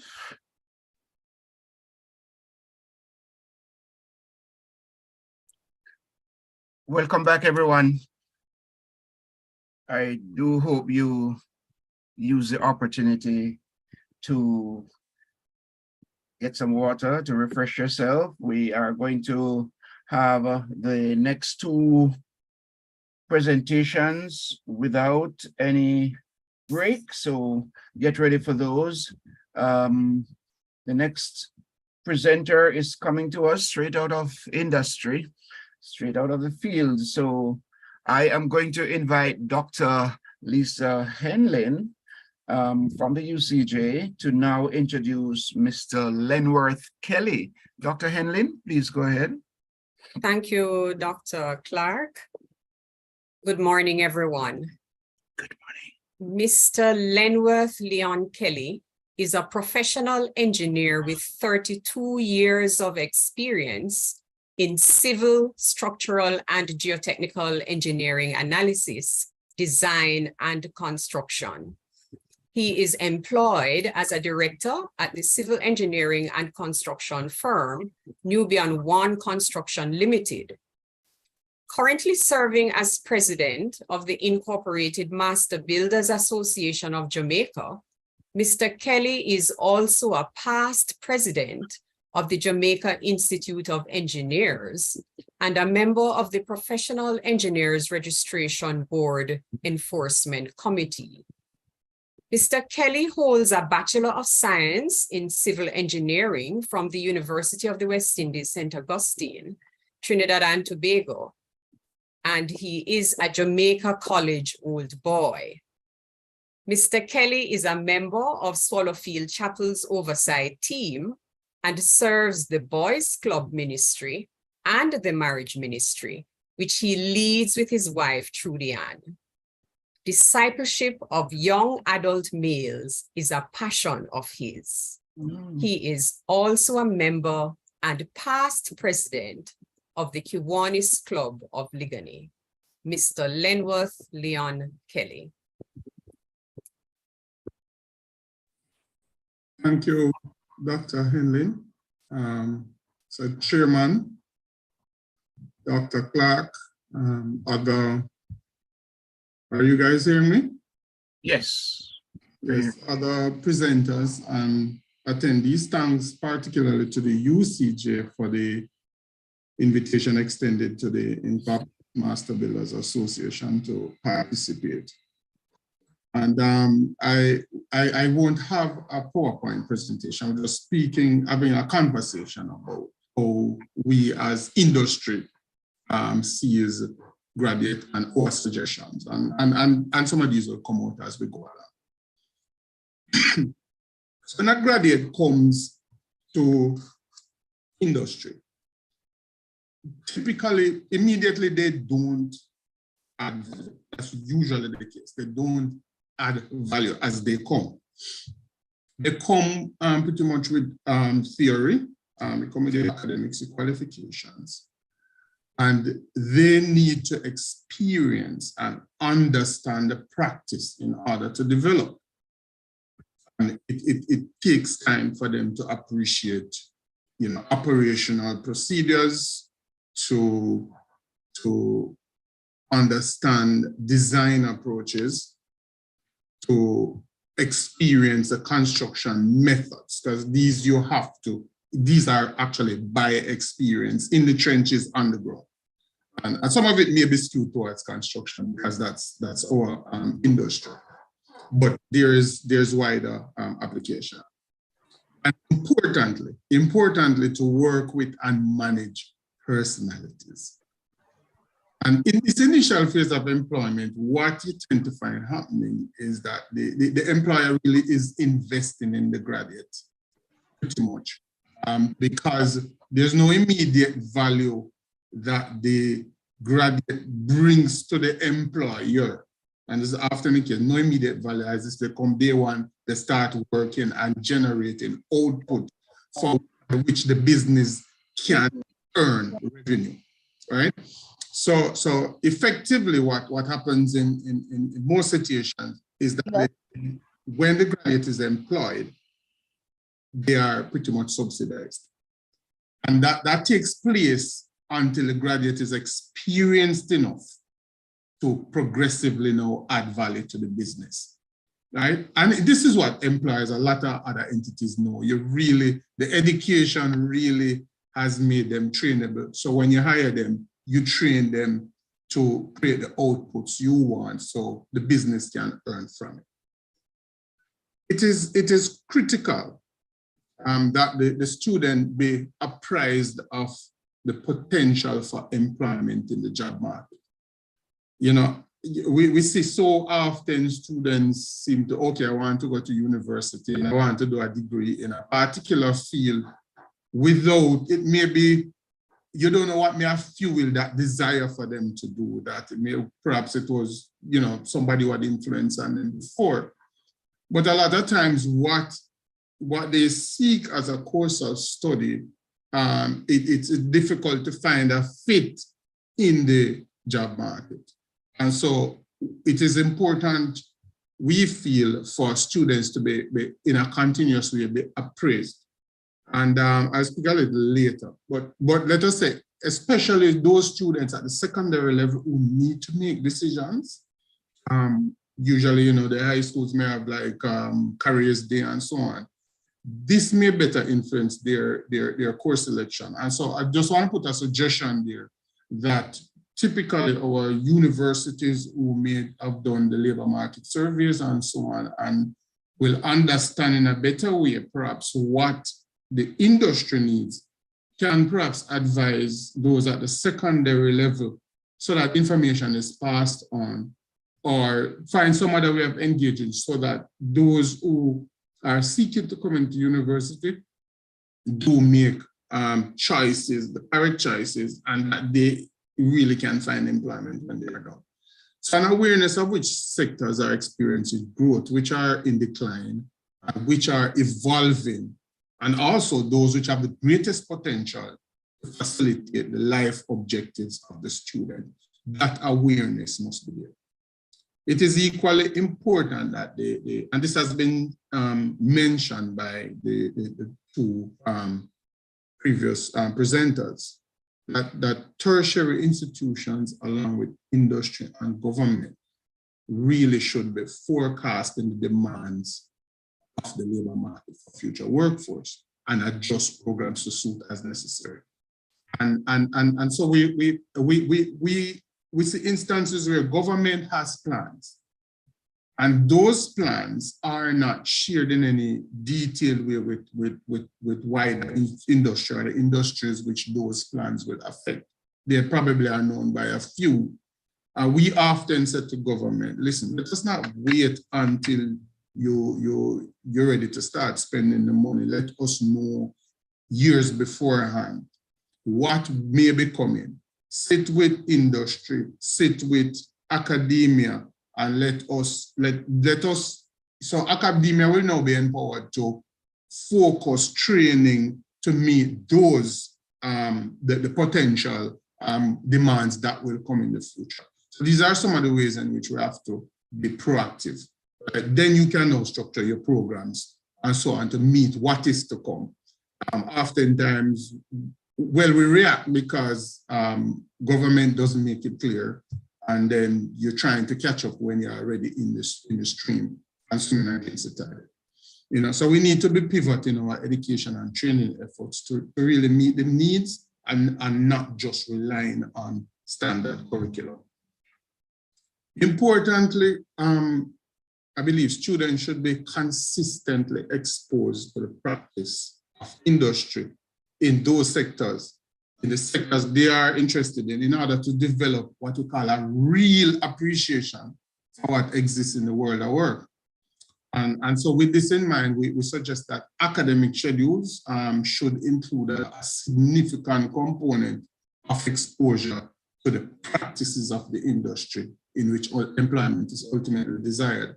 Because you find oftentimes, yes, a student comes to you, a graduate comes to you and is pretty much lost. There's no appreciation even of some of the basics, some of the rudiments, and some of what I'll speak on in a little bit may help us to understand why that appreciation is not even there in any reasonable way, right? So we really would love for the students to be consistently exposed, in a consistent way that can be worked as a part of the curriculum, or you structure the courses. I think that would certainly be helpful, right? So that the practices in the industry, they get in, you don't just pass by, yes, there are field trips, yes, and these are good, but you kind of want a consistent kind of work through whether students have to go maybe every other day for a couple of weeks, however that works out, but that is very, very important. And in order to facilitate this, certainly a greater synergy would be necessary between academia and the industry. A part of doing this would be facilitating industry professionals in presenting to students. And there's an example of my own experience. I did engineering at UA St. Augustine. And there's a course called Civil Engineering Practice, where each week they would bring a professional in. It's not you just attending the course, that's what would give you the grade. It's not anything, I don't recall that it was something that we had to do an exam for, but it's very important. And so the professionals would come in and share with us on aspects of the industry and matters relating from ethics, critical ethics, and integrity to even engineering failures, and you get to understand some of the malpractices, so on, in the industry. And a lot of that has stayed with me to this very day. This, for me as a youngster, this was eye-opening, because all I was exposed to was my academics and some lab work and a few field trips and so on. So this really kind of helped to settle in us, as it were, an appreciation of what's out there, what we will face. And we had none of that on paper in any other classes. We get coming to us as employers in the industry, graduates with a range of grades, academic performance, and those here the first class honors, and those who seem to just barely make it through that class. And let me just suggest here that maybe there's some ignorance on my part, because I don't have any knowledge of studies that correlate academic performance to career performance. I think you call them tracer studies or something like that. But I would love that to be shared with us, so I can share also with our industry. You know, the work environment really becomes an equalizer for all graduates. And performance, what we've found is that performance in the place of work is influenced more by the non-academic, non-technical skills. And these include, you know, the adaptability, things like critical thinking, or you analyze and evaluate, or for you to arrive at some conclusion and form a judgment around a particular matter, because that hits you every day. How you communicate, you know, is there also, there's this thing that we'll call a teachable spirit, because sometimes, you know, graduates will come and there's sometimes a cockiness. So that's what we would put it. And so it's in a sense a resistance to learning, because in our industry, you will find somebody who is of a lower, before I call it academic rank. So you may have a foreman who is an extremely experienced carpenter, putting up form work. And so you have a young graduate engineer who comes to the field. He has to allow himself to be teachable by that foreman, because that foreman has the experience, what works in the field, not just what you think you can figure out on paper.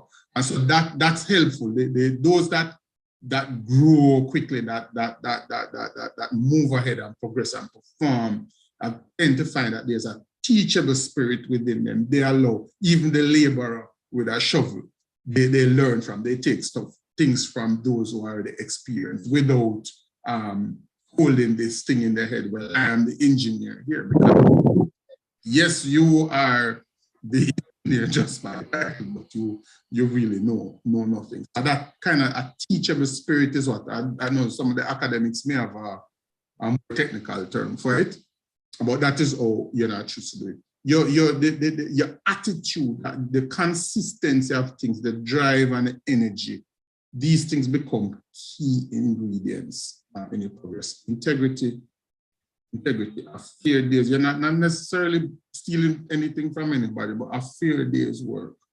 When you come, a fair day's work, right?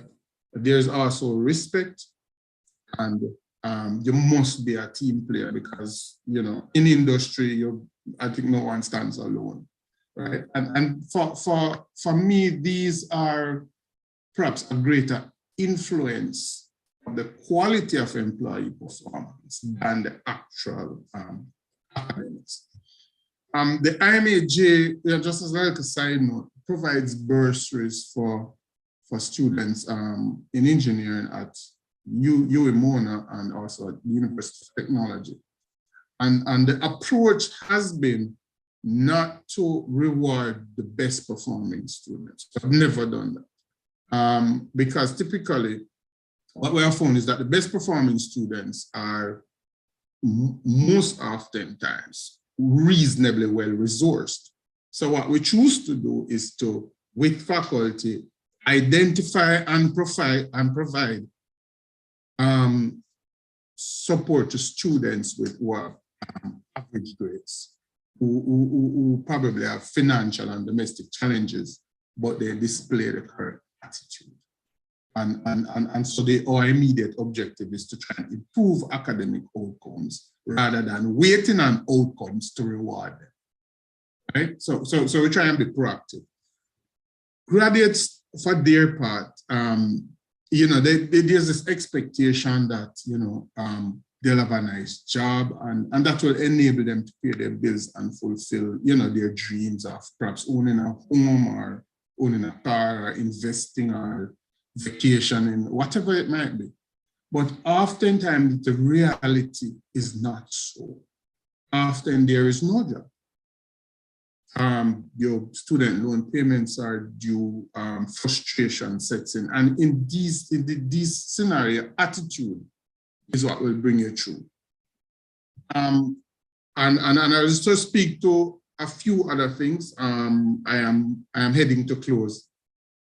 As an employee, when I receive a resume, I go quickly, from a look at the qualifications, I go quickly to the experience, which is where I give the greatest weight. If I'm interviewing 10 graduates for an engineering position, everybody comes out with a degree, but I will now move to experience. And that forms a big impression in the mind of many employers. And what we see, one of the things we're seeing commonly now is that we see many graduates applying for jobs and do not have any summer employment experience, neither in their chosen field of study or even a related field. It seems most have opted for summer employment, mainly overseas, it seems, and in areas unrelated to their field of study. And really, this is noteworthy because of the weight that we give to the quality of the part-time job experience. And so this weighs heavily when we do the interview and evaluation process. We're not quite sure why this is so, but in the past, in past times, well, certainly when dinosaurs roamed the earth, when I was a youngster, and all of us looked forward to getting summer jobs in the industry which we sought employment. And really that is how a lot of us ended up with employment when we graduated, because you'd have found that the companies would come down to St. Augustine and do the interviews. And once you had done summer employment with them before, that weighed heavily in their consideration. So many of us had jobs to go to before we even graduated, right? So I'm not quite sure what has changed, if there's any disconnect between industry and academia in that regard, but it's worth having a look at, right?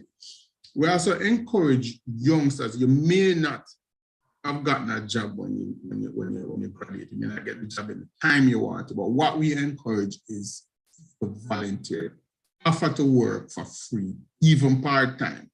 So experience can be developed. Because ultimately what we will pay for is experience. We'll pay you for that. It don't matter whether you were paid or not for that experience, but you have gotten that experience. That's critical, right? And so we certainly encourage them to take that route. You know, it seems many don't have a plan if they don't gain employment in the desired field, right? And we certainly suggest that, you know, they come with an attitude that any day, their work attitude must be such that any day they are not at work, it's noticed, they are missed, right? So attitude is a critical, what they call soft skill, certainly for us as employers. And there's a scripture I want to close with that guides. It says, Colossians 3:23-24. It says, whatever you do, work at it with all your heart, as working for the Lord and not for human masters, since you know that you will receive an inheritance from the Lord as a reward. It is the Lord Christ you are serving. Wow. Right. There you have it from the man of God, the president of the Incorporated Master Builders Association, Mr. Lenworth Kelly. Thank you very much, Mr. Kelly. And remember, colleagues, use the Q&A feature at the bottom of your screen. Make your comments, write your questions for Mr. Kelly. We will have him addressing them after the next presentation. We are going to move right into that other presentation at this time and invite Mrs. Shandale Remeke McFarlane to introduce our next presenter, Mrs. Carla McIntosh Gordon. Thank you very much, Dr. Clark. Good morning, everyone. It is with pleasure that I introduce to us Mrs. Carla McIntosh Gordon. She is the VM Group's Chief Strategy Officer and was appointed as a VM Group's Executive Leadership Team member in August 2019. She oversees the VM Group's program management and group strategy portfolios. As head of strategy and the project management office, she has overall responsibility for the development of the group's business strategy, providing technical expertise in the execution of the strategy, as well as measuring the business performance. While playing a critical leadership role in the delivery of the strategic objectives of the VM Group, a significant portion of time is spent honing and developing the team's leadership potential. Mrs. McIntosh Gordon holds a Master of Science in Computer-Based Management Information System and a Bachelor of Arts in Linguistic Honors from the University of the West Indies. She is a certified project management professional with the Project Management Institute. She's also a certified balanced scorecard professional and a member of the International Association for Strategy Professionals. Ladies and gentlemen, please welcome Ms. McIntosh Gordon. Thank you, Shandale. Good morning, all protocols observed. I'm gonna jump right into it. I know we're a bit behind. Anecdotally though, I wanted to bring to the attention of the audience that all three women have structured presentations. the Soul Man didn't have a structured presentation. It's not the first time I'm seeing something like this, whether in academia or otherwise. But the fact is, it didn't take away from the strength of the presentation. And as we look at that, and we're talking about education and higher education, one of the things I thought that was interesting is that as we look at the gender issue in higher institutions, in higher education, do we not start to look at how do we bridge the gap on how men learn, how men present, and therefore, how do we catch up to bridge the gap between the two? So it's just something that I observed. It's anecdotal, but I keep seeing it in presentations. I wanted to bring it to the attention of the audience. Now, there were a couple of points that I took from the earlier speakers, and I thought the presentations were just so rich. Dr. Martin made mention of the enrollment ratio, and she spoke about the mismatch between skills required in the labor market and the graduate profiles. She asked a very provocative poll question on academic quality versus employability. And as I answered and I thought about it, I think I saw one person mention it in the chat. Can you actually divorce the two? Professor Barrett made mention of our building structure and our organizational structure when we talk about quality, quite important. And then she said something which was key for me, the graduate imperative, serving the public good, building non-technical skills. That is what holistic learning looks like. Mr. Kelly made mention of in our industry, and what he says is applicable across all industries. The application of knowledge, working with and managing personalities, and organizations are investing in the graduates. At first, when they come in, we are investing in these graduates. We call it at VM talent management. And so those talents are subsidized until the graduate learns the knowledge that can help to bring fruit to the organization. With that said, I am gonna present now and share my screen. I'm gonna go quickly because I know that I am why am I not seeing my screen? Okay, here we go.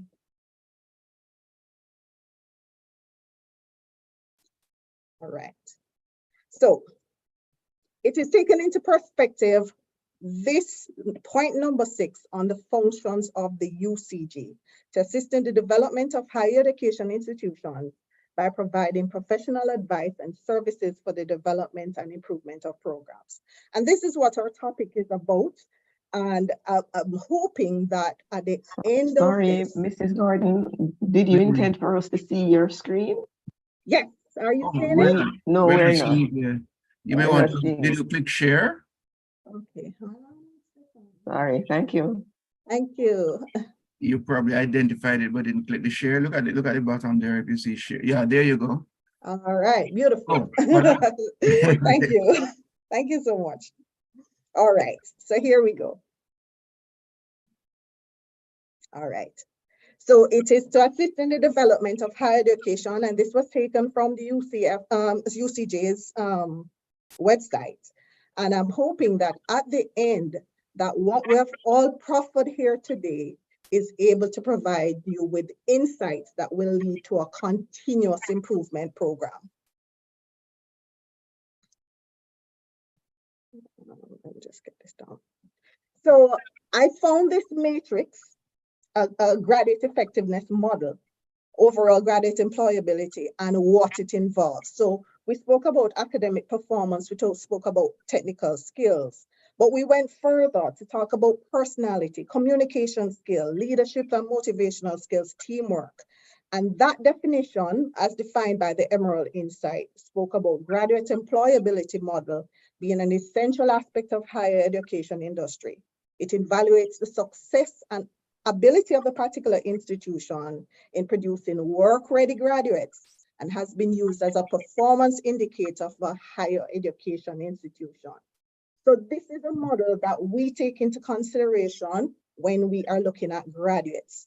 And when they step out of that higher education institution, they become, for our industry, for the corporate industry, talent.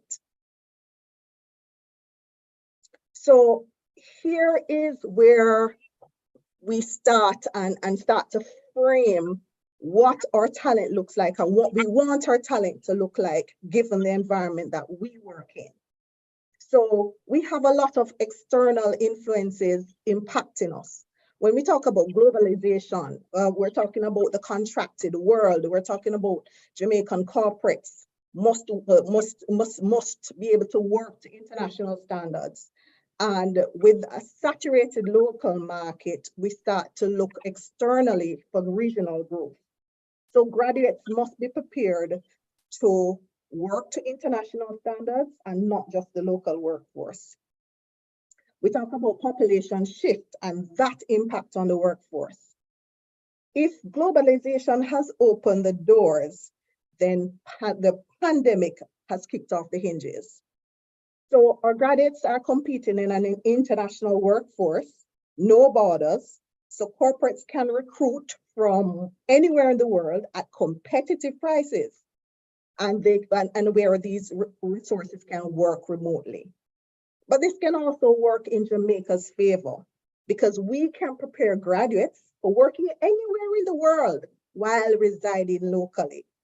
The funds stay here and are plugged back into the economy. Disruptive technologies, I believe Professor mentioned this. As we talk about AI, blockchain, automation, she mentioned AutoCAD in the engineering industry. Are we using these tools in the programs so that students are off it, or graduates are well off it when they start into the work world? They're made ready. They're technologically ready. When we talk about another impact of world financial uncertainties, high inflation, fluctuating interest rates, the impact of war, Ukraine war on supply chains, the recent crash of the Silicon Valley Bank and what it means in managing an entity. We have to understand, and the graduate has to understand and apply risk mitigation strategies. Corporate scandal, SSL, and how the employee must have a, excuse me? I think, okay, yeah, somebody needs to. I believe we need to, I'm hearing someone in the background. Okay, right. How the employee in corporate scandals must have a good idea of what good governance is and how to apply it. So the graduate effectiveness program is closely coupled with talent strategy of the organization, and with the largest asset being the people, we must align the talent with the business strategy. So the VUCA world in which we operate, volatile, uncertain, complex, and ambiguous, requires us to constantly restructure and reinvent ourselves as corporates, and thus the demands for different graduate persona have shifted in this sector. Yeah, so what are we looking for when we look at the graduate of today?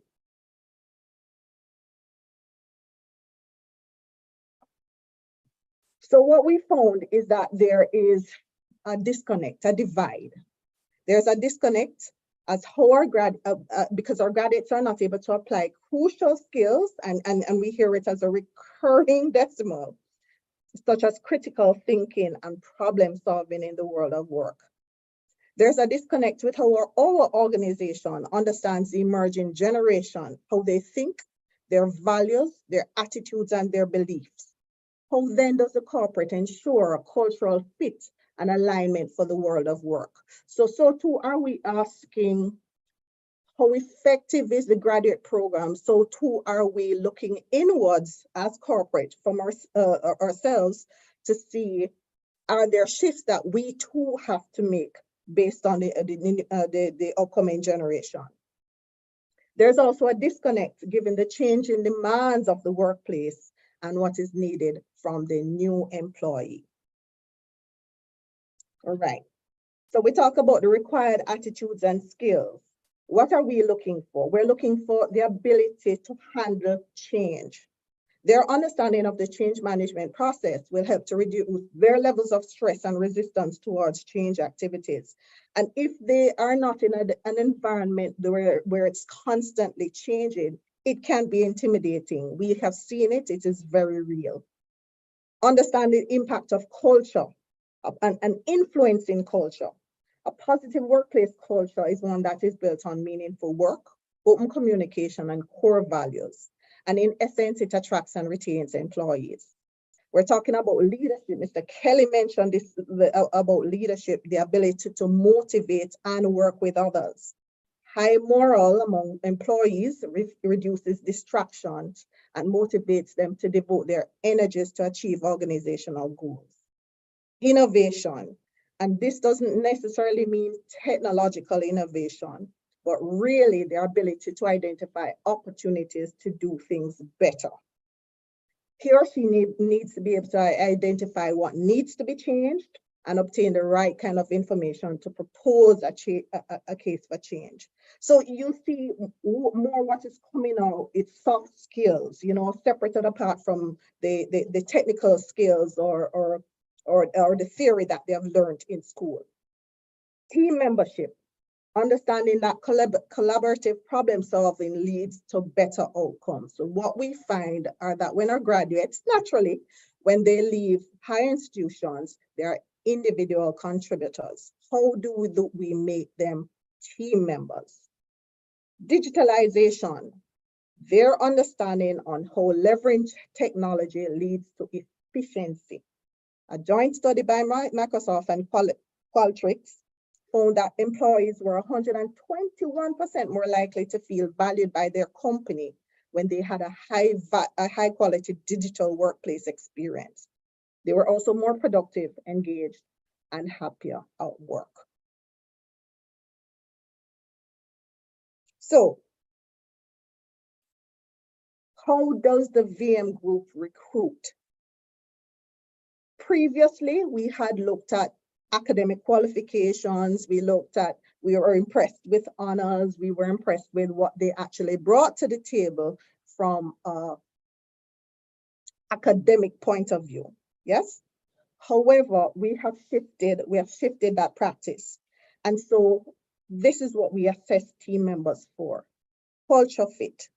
Do they fit into the culture? Because it can get abrasive if there's a divide on what you believe and what we believe.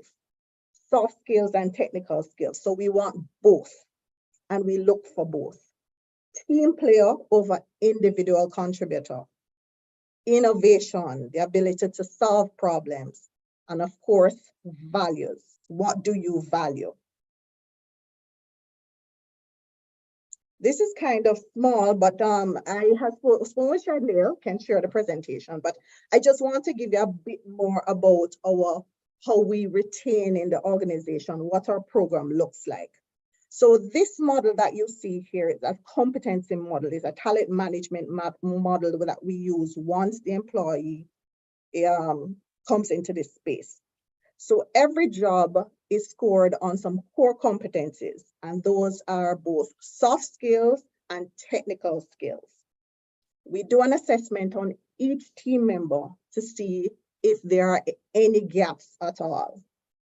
If there are gaps in what should be your core skills or your core competencies, then we do an exercise. So these are all the possible competencies.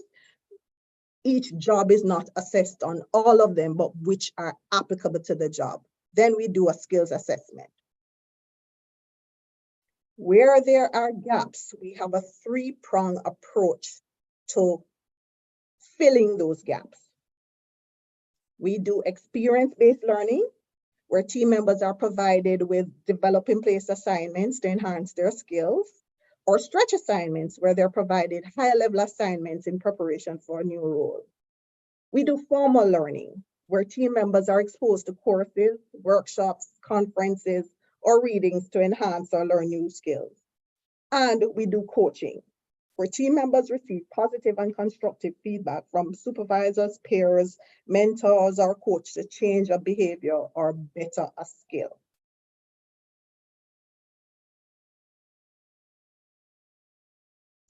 So from that, we have what you call a 70-20 model for corporate learning and development. And what we place a lot of focus on, and if I might go back to this, experience-based learning is where most of our emphasis is, where 70% of the work is done, because we find that persons learn better when they do.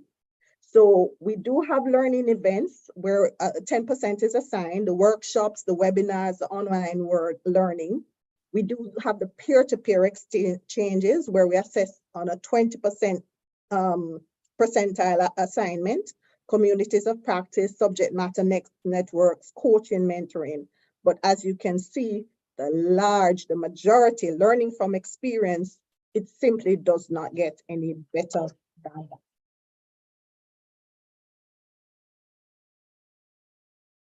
And so, even though we would have done this exercise as part of our talent development program, certainly we have found that it is not enough to solve the core issue as it develops when this is formed, or this partnership is developed when the graduate enters the workspace. It means that some efficiency is lost because the entity looks to bill the employee while they work. And Mr. Kelly mentioned it, subsidize the employee while they work. The fact is, in a structured and systematic way, we have never answered the base and age-old question that graduates always ask. How are we to get these jobs if we do not have the experience? And if you go back to that corporate model of all of those external impacts, how is it that the graduate just coming out of school will learn about this governance, this risk management, all that we're asking? We are saying that if we can apply some of these concepts earlier, this results in greater efficiency and talent building for the wider community, and thus the contribution to national development as it casts a wider net over the degreed workforce. And what does that look like? The academic fraternity is quite familiar. Internships. The internships provide, the internships provide a deeper relationship between tertiary institutions and private and public sector. Given the feeder program, corporates must be able to influence the curriculum based on the changing needs of the workforce. So internships is a strong provider of one of those partnerships that can bridge that divide. Mentorships and coaching speaks for itself. We find that assigning mentors to graduates to our talent results in an exponential growth in their mindset change in how they lead. Partnership research, tertiary institutions' exposure to leadership and talent management programs, use of organizational hurdles and solutions for case studies. So you find that there are issues that happens in organizations. And if we can partner with higher education institutions to solve, to assess, it will lead to better learning, faster learning, agile learning, as the professor said. Introduction to establishment of policies and procedures. The graduate comes in not knowing of these things. The internship and sustained internship will result in this type of learning. And of course, the understanding and the impact and influence of regulatory bodies on those policies. 4, possible funding of early stage research projects with partners in institutions. We know that academia loves to do research, and it is necessary. In fact, we learn from that research. And so if we can have early stage partnerships, there's early stage funding as well. Introduction to transformational and transactional leadership. And you find that this happens in partnership with the organizations when the graduate is exposed.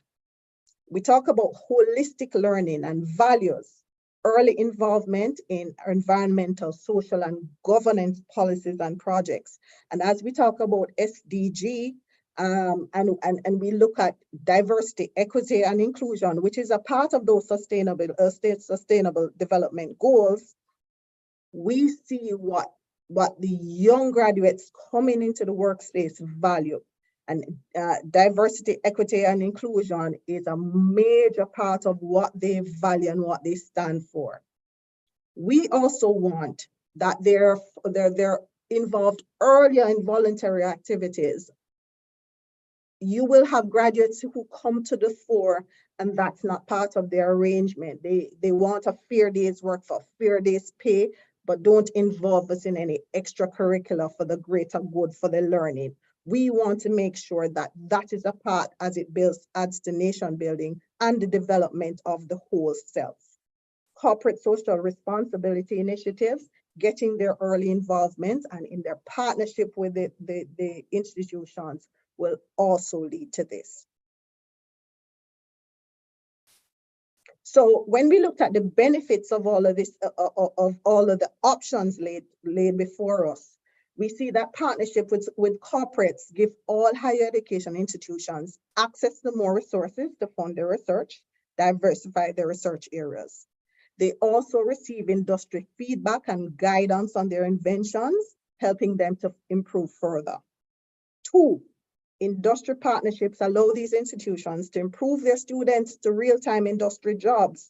And we're talking about this as one of the metrics that you could possibly use to measure whether the universities are, their employability metric is sufficiently high. Most students involved in incubator projects are often offered a role within the company after graduation, since they've had time to adjust to the company culture. Students turning into full-time employees as a result of the partnership can be a powerful PR tool for the higher education industry. High placement numbers can be used to entice prospective students and possible corporate partners. And finally, partnering with companies allows these entities to conduct networking events, which are extremely important for student career prospects. So with this, I thank you.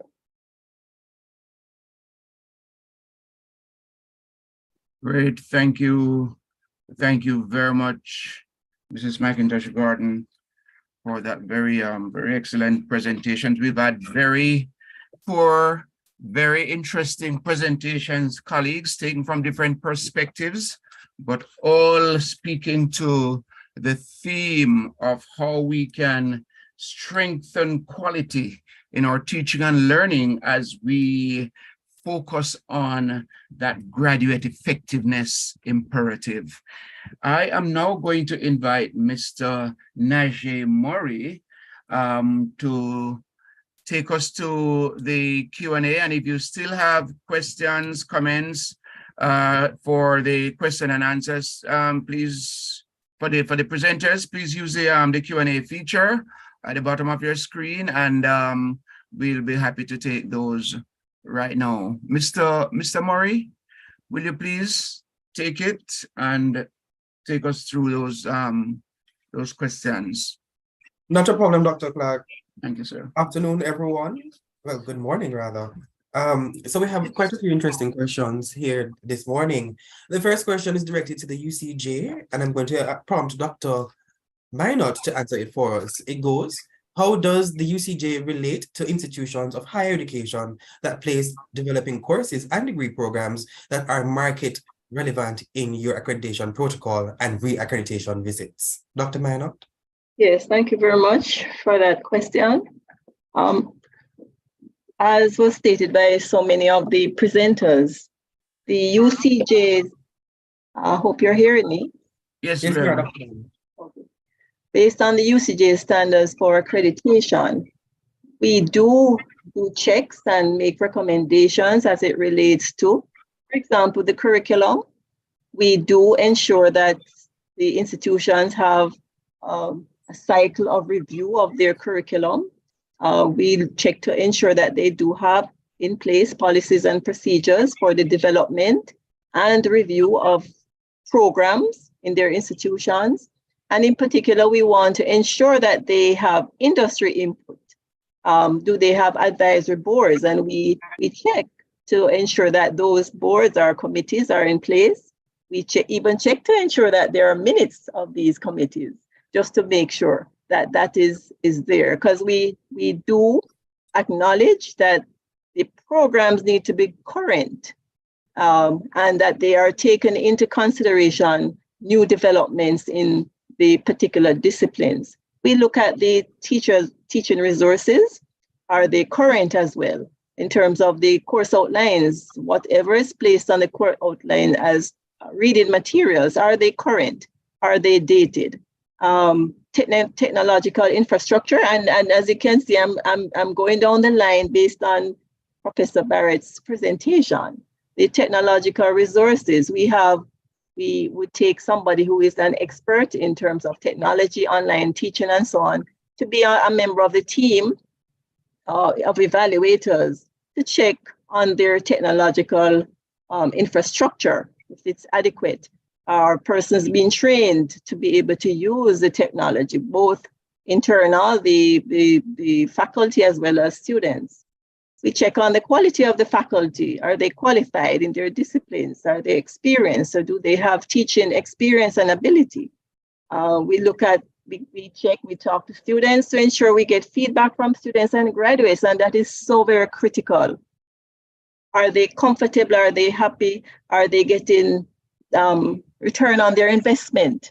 Are they getting what they desired when they entered the program? So that when they finish their programs, are they getting jobs in the areas that they were trained in? So we look at all of these. These are just examples and more to ensure that the institution is providing quality training, and also that they are preparing the students to be able to get jobs. So graduate effectiveness is very critical for us at the UCJ. Thank you. Thank you so much, Dr. Minot. I see a question here. I think I would like to ask Mr. Kelly and also Professor Barrett to answer. It says, how can quality education improve Jamaica's global competitiveness? Dr. Barrett, sorry, Professor Barrett can go ahead. Okay, thank you. You know, it goes without saying that and that education is critical to the advancement of a country. And when you look across the globe, in economies where education and education at all levels is highly supported, you see it in the economics of those countries. And it's important that, but one of the things that's critical, you know, is the type of education that's required at a time. And that's why it is going to be essential. I think it was, I'm forgetting the name of the male presenter, Mr. I have it. I wrote it, Mr. Kelly. Yes. He spoke about the government might have plans, but they have to share it and share it in time. And that is because, you know, it's one of the things that I reflect on. I too hear the government with some plans. And my question is always, so where's the education agenda that matches that? That's going to enable that. That's going to push that forward. I've listened to it. I've even written to the Prime Minister, but the letter is in my house. I've written questioning for this agenda. For example, the 5 in 5 that was there. What was the education agenda that would support that? In my own studies, as my doctoral study, what I looked at was the role of adult education in moving us from an agrarian society to an industrial society. I want to say that the government at the time recognized the connection. And hence, one of the institutions that was established is what was called the College of Art, Science and Technology, which is now the University of Technology, because it recognized that it needed senior level technologists to be in industry. And so you needed to have a cadre of qualified persons. So governments that have a finger there on the pulse of economic growth, see the relationship to education. And it's not just education, because I tell you, colleagues, if we are doing general education within a context of technology advancement, within a context of even the 21st century, let's use it at that, then education will not be meeting the objectives and would not be putting us in a place to be competitive. So my response to that is that it does so when the entire agenda of the country is tied to the agenda of the education sector, particularly at the higher education level. But we know that if the students don't come with a particular readiness, it interferes. So it flows right down. And that's how I'll do it in a summary form. Thank you so much, Professor Barrett. Mr. Kelly. I'm inclined to say ditto that. Not much more you can, because once the components are there, people, once the components are there, all the necessary inputs are there, as I think it was Carla pointed out, the emphasis on internship. Once all of those are there, then the outcome is really what we want, because that's right. It's at the table indicated what needs to go in so everybody can get what needs to come out. So I don't have anything else to add to that. Thank you so much, Mr. Kelly. Our next question says, how relevant is it to ensure proper alignment of instructional strategies with assessment methods for graded effectiveness? I'm going to ask Dr. Martin to give us an answer, please.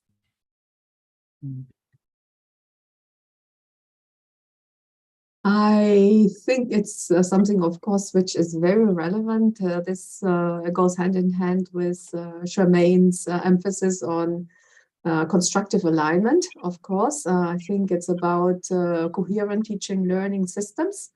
And I think that's a general principle independent of employability concerns or not. I think that's a basic element of academic quality, of coherence, internal coherence of programs. But I think our the discussion today is about also the external coherence of programs, which is also the alignment with labor market needs. And as I said, it's not something so easy to investigate.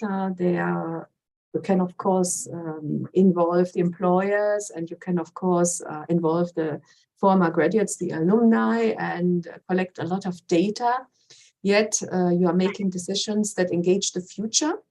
And there is a certain level of uncertainty about, really how job profiles are going to evolve. And that's something that I have mentioned already. And some of the elements, the discussion that we have, with us for quite some time already, is the discussion about, foundational skills, that help us to retrain ourselves for an evolving labor market.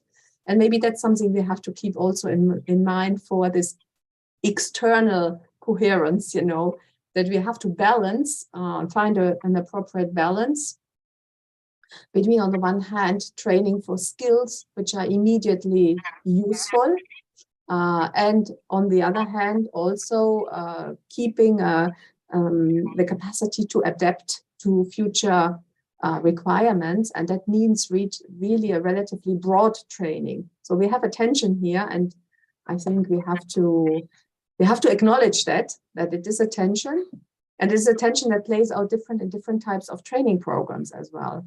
So just to maybe have built a little bit, I have to use the opportunity of this question, which is a little bit targeted for a more broader opening in the debate, but I think it's something important to recognize. So I stop here. And you can ask more questions, or I will give more answers which do not necessarily relate to the question. So Thank you so much, Dr. Martin. Right, our next question is from Mrs. Carol McIntosh Gordon. It reads, in higher education, we generally assess students in relation to their cognitive, communication, and professional skills. Many employers are focused on behavioral attitudinal competencies, that is emotional intelligence. In Bible colleges and seminaries, we emphasize the latter as well as we call formation.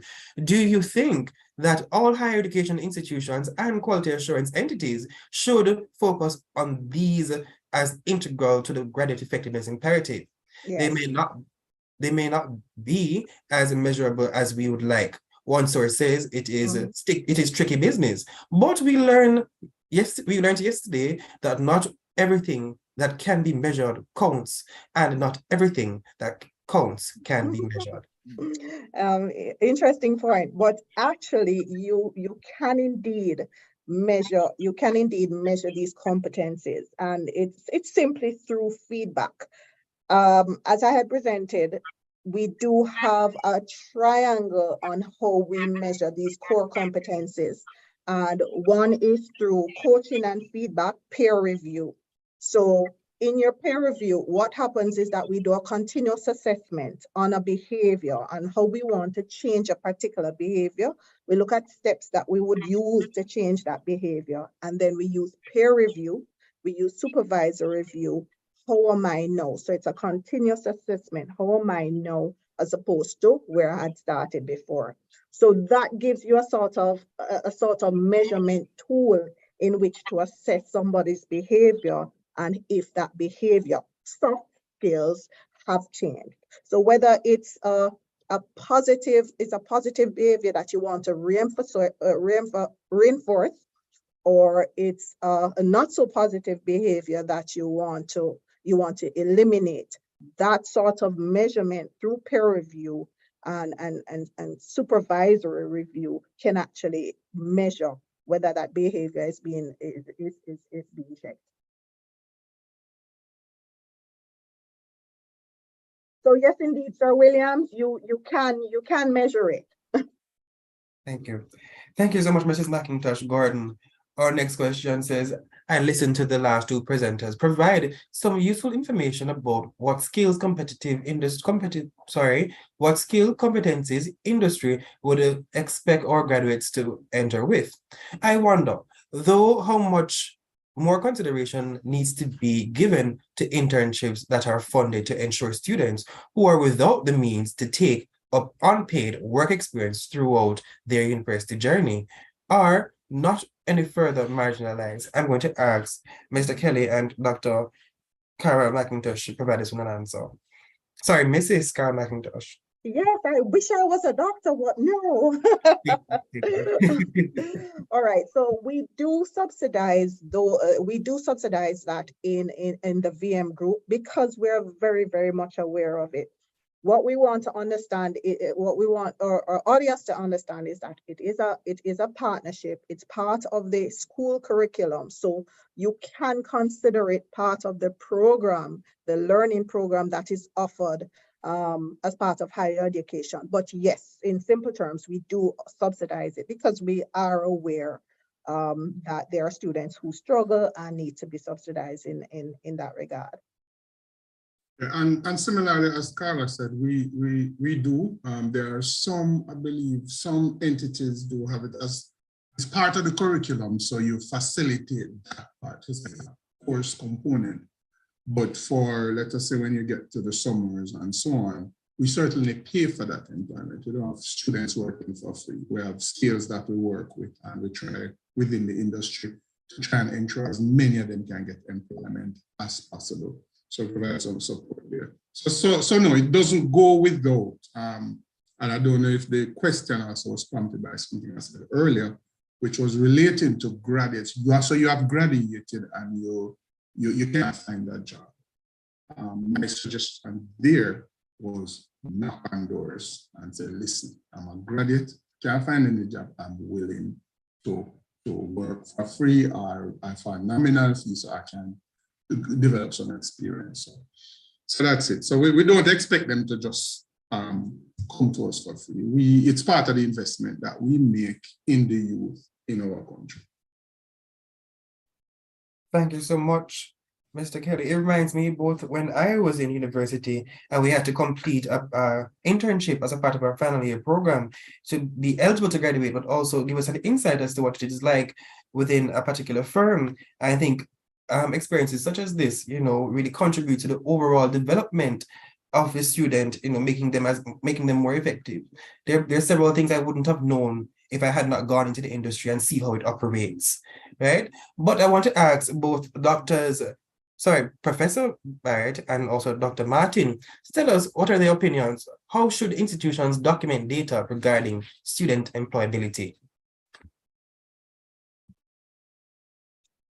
Well, if I might go first and just speak of the things that come to my mind is, as Carla said, those are things that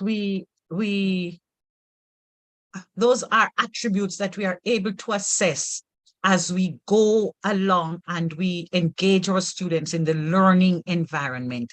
So, for example, teamwork.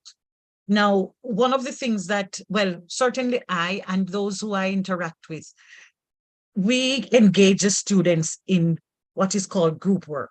I was about to say when Carla was sharing or somebody else, the thought came to mind that what happens when they come out here is that they are so tired of group work in which everybody doesn't carry their weight. And so they don't want to hear anything about teamwork again. But within the school system, within the academic setting, we do engage our students in teamwork via groups and group assignments and assignments in which they are given tasks and each person must take the task and they are given up a grade for their participation, those kinds of things. That's one way. And also collaboration. Then in terms of the creativity, it really is around the assignments and those things that we check for in those rubric, and we look for those kinds of qualities that come out in the way the students engage with the content, how they engage with each other, and how they engage with the lecturer. So that's the way that it's built in. Thank you so But much. I think I think it was Dr. Martin who says that you take the answer, the opportunity to do some other things. So I'm going to do that too, to add something else. And it is after she has completed her answer, I would love to hear from Carla and Linworth, their response to this. I am saying that internships are organization specific.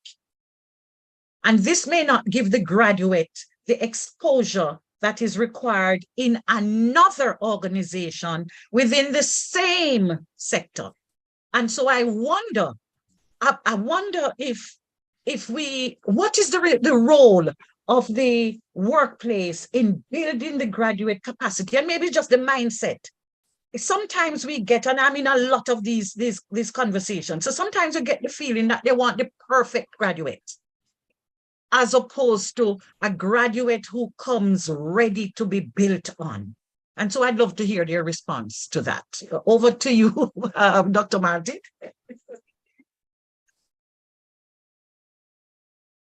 We're not hearing you, Dr. Martin. I was so much taken away by your answer that I forgot about the question. I think it was about, the collecting data on graduate employability and how institutions do that. Is that correct? Yes. That was the question. Yeah, I think in the different types of instruments that I have presented, I think I have given actually quite a number of data collection instruments, and I think the important thing is here, so you have the graduate tracer studies. This is, of course, your graduates, and you have the employer surveys. And you can, what is also important is student course evaluations, even if sometimes also the students get a little bit tired of them. But they also give a feedback on the relevance, the perceived relevance of students of a particular course, even if they cannot judge it with, with regard to the labor market, as they are not in it most of the time. So I think it is this type of data collection instruments, and but I think they are also costly. You cannot run them too often, so you cannot. It's not feasible to do a graduate tracer study every year for. So you do it. Institutions, when they do it, there are also mechanisms when these tracer studies are done by national organizations in many countries. And then the institutions are provided with data, but they are not running the tracer studies. But I think when the institutions run them, they run them every 5 to 10 years. So it is not something that they do every year. And yeah, and then it's of course also sometimes it can be also informal feedback. You know, for instance, higher education institutions run days, open door days, where they invite the employers, and then they have discussions with the employers, and they can engage on discussions on what employers think it may be missing. But then it's also important to talk to those employers who have a direct link with the graduates, and not the CEO who is maybe a little bit far away from interacting with young graduates. So, I mean, all these things, I think, are data sources that can be used to construct, you know, a feedback. And I think, as I said already, I think it's also important to put this data to discussion within the higher education community. Yeah? And so what do we have this data, so how do we interpret it? And here the quality assurance offices in the universities can play a role and try to put together data sets that help the academics to interpret them, because that's also a difficult thing, you know, to try to make sense of a diverse set of diverse data sets. So we need maybe some preparation also at this level, so that data can be interpreted also more easily at the level of higher education teachers.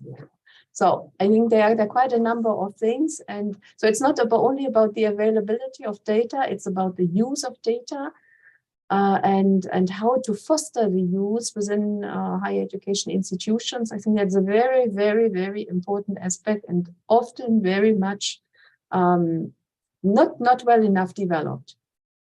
So this whole question of using data and what type of uses are made, and closing the loop, you know, this is the expression that you hear a lot, closing the loop, is I think really important. So, and I stop here. Thank you very much for asking such an interesting question. Thank you, Dr. Martin. We heard Professor Barrett pose a question to Mrs. McIntosh Gordon and to Mr. Kelly. We'd love to hear their responses. Okay. Mrs. McIntosh Gordon. Sure.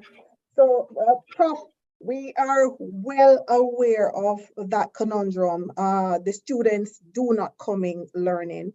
And so that is why we have a very intense, in fact, I would like to brag, but you're gonna call me biased, that VM has one of the best talent management programs that I have seen in the financial industry. I acknowledged it when I just came into this space, and I hold to it, having seen the richness of the program. And it's because of what Mr. Kelly also said. They come into the workspace not knowing, and we are aware that we have to subsidize that knowledge. And so we build that rigorous talent management program because we want to build them up. Having said that, the internship, and what the internship does is catch it earlier. So what we do with the internship is, while they're in the higher institutions, if we can have that internship, we bring them in, getting that knowledge prior to coming fully into the workspace. It prepares them for anywhere that they want to go, even if it's not the institution that they get that they're hired into, but it prepares them richly for the work world. The other thing is that you spoke about the skills being not transferable. That one leaves me in a bit of quandary, because I say that to say, in being very real, no experience is wasted. And so if you go to a financial institution, while there will be variances in how the institution operates, certainly we're expecting that the graduates will know how to play between the lines, and knowing what happens in organization, and use that knowledge and leverage that knowledge across institutions. I can say it because it happened to me. I went to one financial institution. What I learned there, in fact, you find that there's such rich training grounds. What you learn there, you're able to apply to other institutions, even knowing that there are nuances of those other institutions. So I find it a bit difficult to appreciate that they aren't able to transfer those skills, having received them in one institution. And in support of what Carla has said, also I find that you find in an industry the fundamentals generally are the same, and so it's just how you build each one fleshes out that may be different from corporate to corporate. Certainly for the construction industry, how you execute pretty much is around the same kind of skeleton, really. And so you may engage a particular software for this task here. Over there, probably don't use any software, and you work with the basics, and depends on the scale of what you are handling, that kind of thing. So we find that it's pretty much transferable. And what's critically transferable is the soft things, the critical thinking skills, the communication skills, the respect how you handle your human resource, which is pretty much your most valuable asset. And so I can't see where, as I say, there's no experience that's useless, so to speak. So everything does help across. That's been my experience also.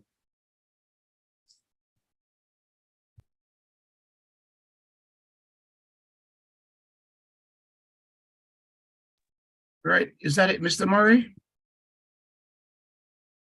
I apologize, my mic was muted. Oh. Thank you very much, Dr. Clark. We have time just for 2 more questions, Dr. Clark, that's fine. It has to be the very last one, because we do have the launch of the hire me.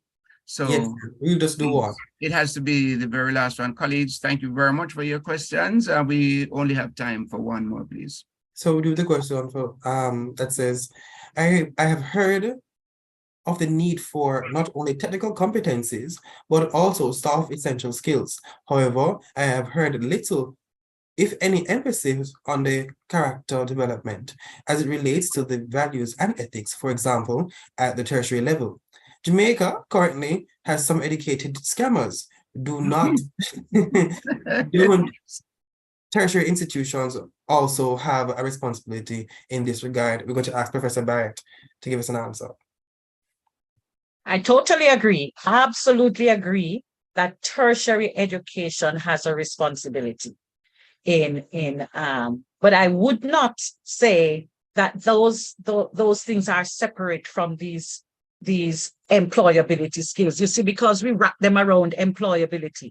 But if you take it from my presentation, which says those skills and competencies that allow us to build a humane society, then it's taking us right there. And it is some of these employability skills of how to interact with each other, how to problem solve. And we're not talking only about solving a mechanical problem, a technical problem. It's talking about problems between each other.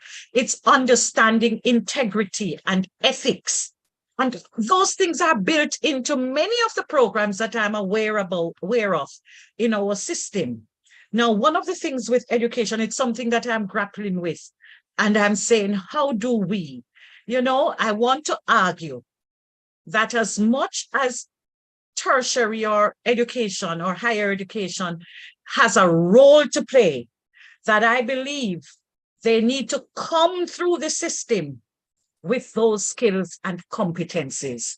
So primary, secondary must do much to culturalize our students in these ethical ways of being, in understanding that there are corporate values that we must honor. And I find that I believe that is absent in our school system in terms of when we get them. Many of them are already, I'm sorry, some are crude, some are this, some are that. And the time we engage with them might not be enough to create that shift. One of my students said to me at one point, said, Miss, coming into university, it changes your technical skills, changes your other kinds of skills. But he was challenged indeed to see how his colleagues and himself were being impacted in those areas, just as you are concerned. And so I believe we do need to do more in higher ed. But I also am a firm believer that what happens at the lower levels is crucial in this process. Thank you so much, Professor Barrett. That's all the time for questions we have. We invite our presenters to, if they can, answer the questions within the chat, right? So we can have we can have everybody satisfied rather. Right. Dr. Clark, over to you. Thank you, Mr. Murray. And colleagues, I'm going to ask you, I really truly want to thank you for staying with us. I'm going to ask you to do two things before we close, maybe three. One, could we ask you now to grant us a favor? We want to capture some images, we want to capture your faces for the records. So we're going to ask you if you would be kind enough just to open your camera for 10 seconds. Mr. Murray, get ready. Open your cameras, please, for 10 seconds. We want to just capture some images. And then we're going to ask you to do the evaluation that is now being put in the chat. We ask you, we really do need to get the feedback as to how we can improve things the next time around. So please grant us that favor as well. And then Mr. Murray is going to do one other activity. So can we have the cameras open, Mr. Murray? How are we doing with that? Do we have 129 cameras open there? Not as yet, sir. We can do it some more. Start your video because the host has stopped it. Mr. Smith? And go ahead. Yes, we're not allowed to. Okay. I'm trying to open mine, but I'm not being allowed to. Great. The host has to give us permission. Oh, host, please do what we need. We've allowed now, so people can start doing it. Okay, we only have 10 seconds. So, and look at that bright smile from Nadine Campbell. Thank you so much, everyone. Oh, bless you. Very good. All right. And then please, if you would look for the evaluation and give us some feedback as to how today went, we would be very grateful. I want to invite now Mr. Murray again. Mr. Murray is the Director of Public Relations and Communications at the UCJ, and he is going to be telling us about the Hire Me program. So, Mr. Murray, over to you, sir. All yours. Thank you so much, Dr. Clark. We at the UCJ have noticed, we recognize the need for quality, the quality that is needed to build our institutions and build our students for graduate effectiveness, right? Today, we will be launching our Hire Me campaign. This campaign focuses on the need for quality, and we have a short video presentation to formally launch our activity. The Quality Assurance in Higher Education Week is the UCJ's flagship event, and we saw it necessary, prudent, to come here today and launch and share with you our Hire Me campaign. Mr. Smith.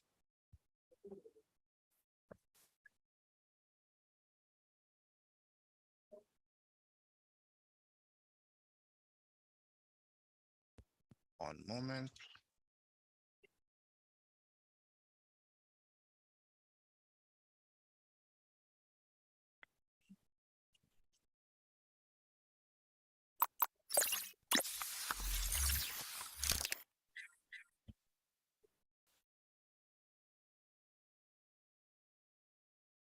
It is the role of the University Council of Jamaica to provide you with the most appropriate information about registered programs, institutions accredited by the Council. We hope that this information will guide you through your journey in the academic sphere. Hello everyone, I am Najee Murray. As Director of Public Relations and Communication, I am pleased to introduce to you the UCJ's Hire Me campaign. Let me guide you through the process that will allow you to declare confidently, Hire Me. The Hire Me campaign encourages individuals to know before you enroll and to ensure that their certification or qualification is equivalent and accredited, portable, backed by an ISO certified quality assured entity, and credible. In other words, EPIC. After consultations with public, private, and educational sectors, the World Economic Forum estimates that investment in critical skills for the future, such as collaborative problem solving and creative thinking, could add a $2.54 trillion increase in productivity to the global economy, with the Caribbean being amongst the regions with the most relative gains. It is through education and training that we become prepared for our duties and responsibilities in life. Vision 2030 aims to foster a society where Jamaicans are empowered to achieve their fullest potential. This can be achieved through the offering of world-class education and training. Therefore, the team here at the University Council of Jamaica, through the Hire Me campaign, wants to encourage you all, whether pursuing occupational or traditional certification or qualification, to know before you enroll or before pursuing a qualification or certification to ensure that your program is epic.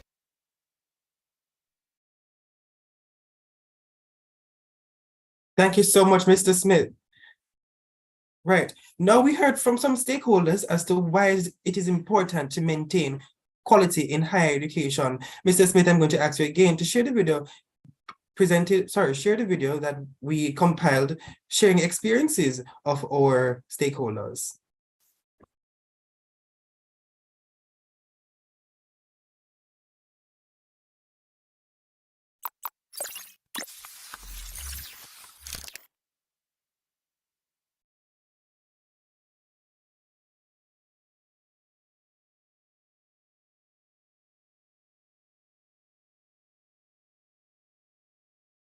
Traditional agriculture undeniably promotes and facilitates rural development as well as maintain biodiversity.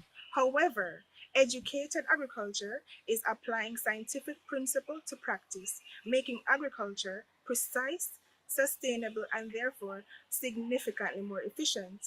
Educated agriculture can be considered as the key to food security and environmental sustainability. As a plant science student, I have had the opportunity to not only learn about the physiology and morphology of plants, but how the environment can impact plants and how plants affect the environment. I have had the privilege to engage in research pertaining to issues the local agriculture sector encounter.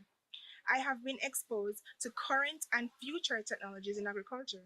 The college has given my colleagues and I the opportunity to gain an understanding of hydroponics, aquaponics, greenhouse technology, drone technology, genetic engineering, and artificial insemination. We are also able to acquire knowledge on climate change, how we can respond and assist in sustaining our planet whilst maintaining domestic production.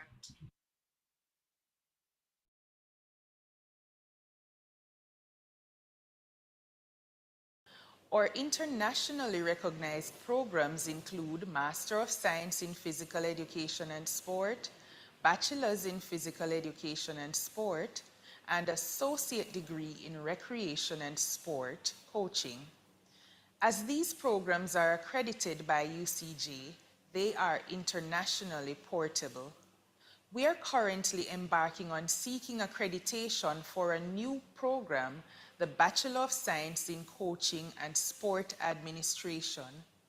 The level of expertise that students will gain from engagement in this program fills the requirements and demands in the field of sport administration on international platforms. As we continue to seek accreditation for our new and upcoming programs, the institution is guided by the mantra, a sound mind in a sound body. Data from our ongoing Tracer study revealed that 86% of our graduates intentionally pursued employment in their area of specialization. As we continue to strengthen the qualities in teaching and learning pursuits of our higher education programs, we stay true to the policies of the University Council of Jamaica by safeguarding the quality and standard provided to our sports professionals, which include physical education teachers, sports massage therapists, coaches, personal trainers, and fitness instructors.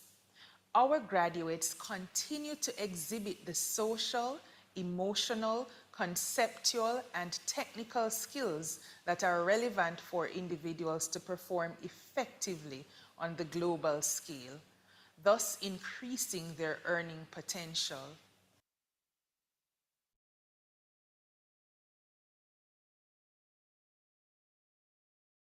The private sector remains reliant on a highly skilled and innovative workforce to propel its growth and contribution to national development.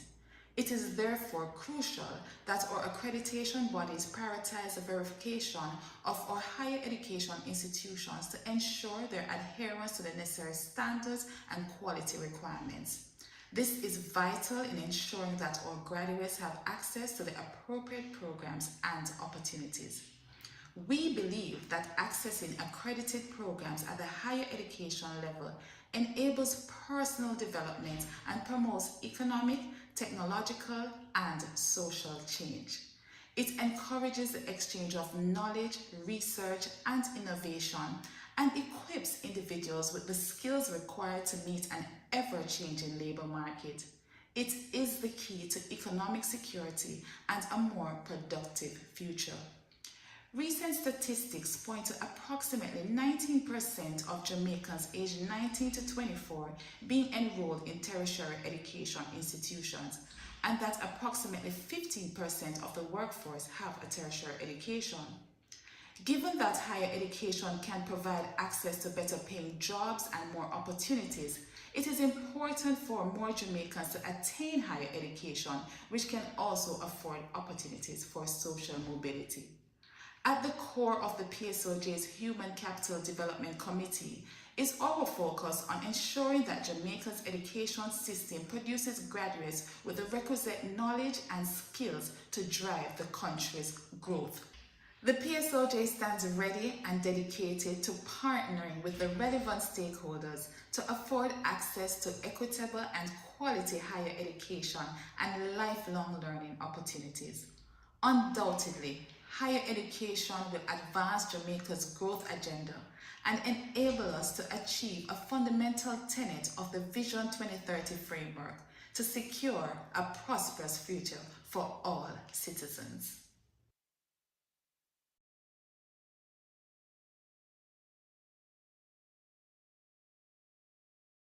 I think that it is important to go to university, and because for a number of reasons, it also increases your earning potential. I know a lot of people want to earn more. It increases your earning potential and it makes you more marketable, and it's absolutely something that you will not regret. I think that without a tertiary level education, it would have been difficult for me to, one, get a job at Television Jamaica and later excelled at the job. I won 5 major awards during my time at Television Jamaica, both at the national level and at the regional level. And I believe that my time at NCU, the training that I received in my undergraduate program, prepared me for that kind of experience in journalism.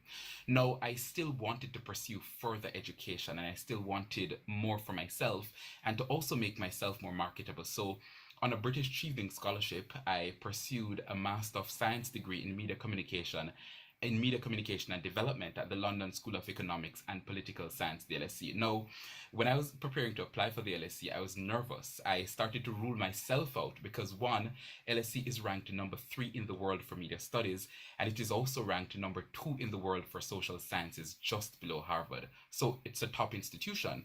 But it's also part of why I chose it, because, one, I wanted to make myself marketable in a very, very competitive global space. And I believe that being critical about the university, I think, make the world of a difference. I'm now back at the London School of Economics pursuing doctoral studies in my department at the LSE, again on another scholarship, this time from the London Arts and Humanities Partnership.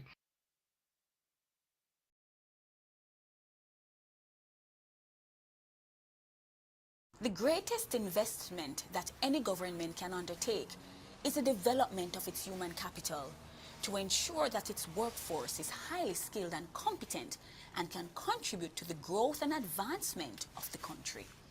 Within this context, the Heart and SDA Trust has been strategically preparing Jamaicans through its suite of programs, offerings and initiatives that are fit for purpose and designed to meet current and future productivity needs of industries. The Heart and STA Trust is delighted to be participating in the University Council of Jamaica's 18th Annual Quality Assurance in Higher Education Week, which is being held under the theme, Strengthening Quality in Teaching and Learning in Higher Education. As an organization, we recognize that in order to prepare graduates who are resilient, divergent thinkers, and are able to resolve and prefer solutions to complex organizational challenges, our programs must be undergirded by cutting-edge research and a robust quality assurance framework. Through the National Council on Technical and Vocational Education and Training, the programs at the Heart and STA Trust are assessed to ensure relevance, consistency, and alignment with global standards. This ensures that the competency standards across our programs are industry-determined specifications of performance, which describe the skills, the knowledge, the attitudes, and leadership dispositions required by a worker in the performance of a particular role in the workplace. By so doing, the certifications that our graduates receive at the end of their programs provide them with the currency they need to secure meaningful work as they demonstrate competencies to qualify them for the internationally recognized National Vocation Qualification of Jamaica at various levels. Given the importance placed on maintaining quality across our program offerings, we remain resolute in providing a learning and teaching environment that is student-centered, where learners are aware of what is expected of them to meet the assessment requirements of their qualification. I am pleased to highlight that our graduates have been prepared at the highest standard and are able to secure employment opportunities from a wide career pathway to include computer technician, robotics, engineering, mechanical engineer, and computer engineers. During the period November to December 2022, some 19,300 trainees graduated from HEART programs for the 2019-2022 period.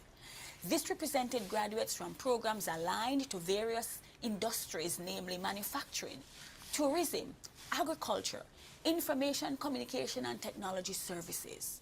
The Trust remains steadfast in accelerating Jamaica's progress towards sustained economic development and a more competitively trained, qualified, and enabled workforce. We look forward to our continued contributions to national development in providing quality training solutions and interventions.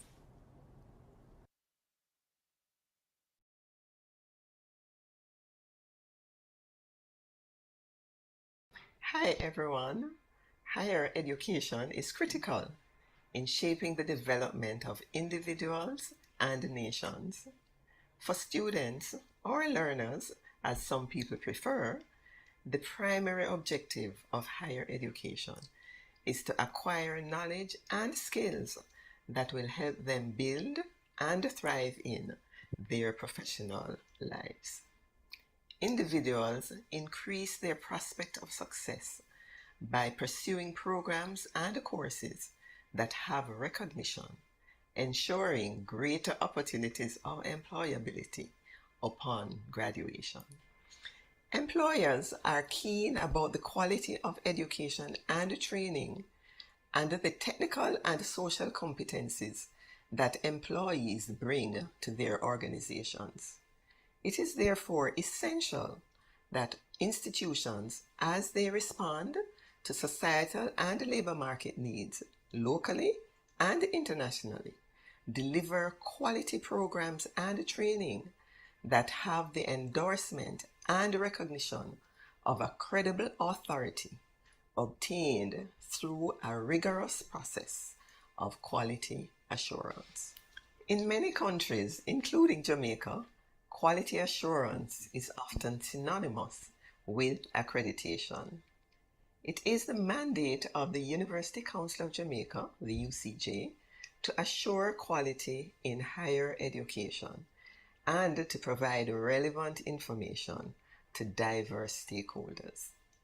Our aim is to assist students in higher education institutions, whether those institutions are academic, professional, or vocational, to obtain recognized and portable qualifications and increase their employability.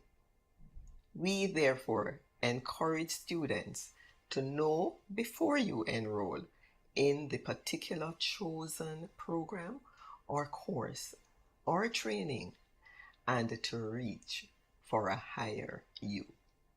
Thank you.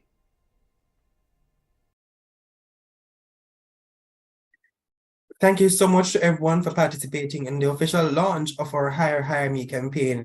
It is great to have you here. I would know that persons like you are the greatest stakeholders to have as we champion quality in higher education. I just want to also remind us all that you feel free to participate, reach out to the UCJ, right? And to get on board with our Hire Me campaign. Thank you. Great, thank you. Thank you very much, Mr. Murray, and we are going to be hearing much more about this this program in the days ahead.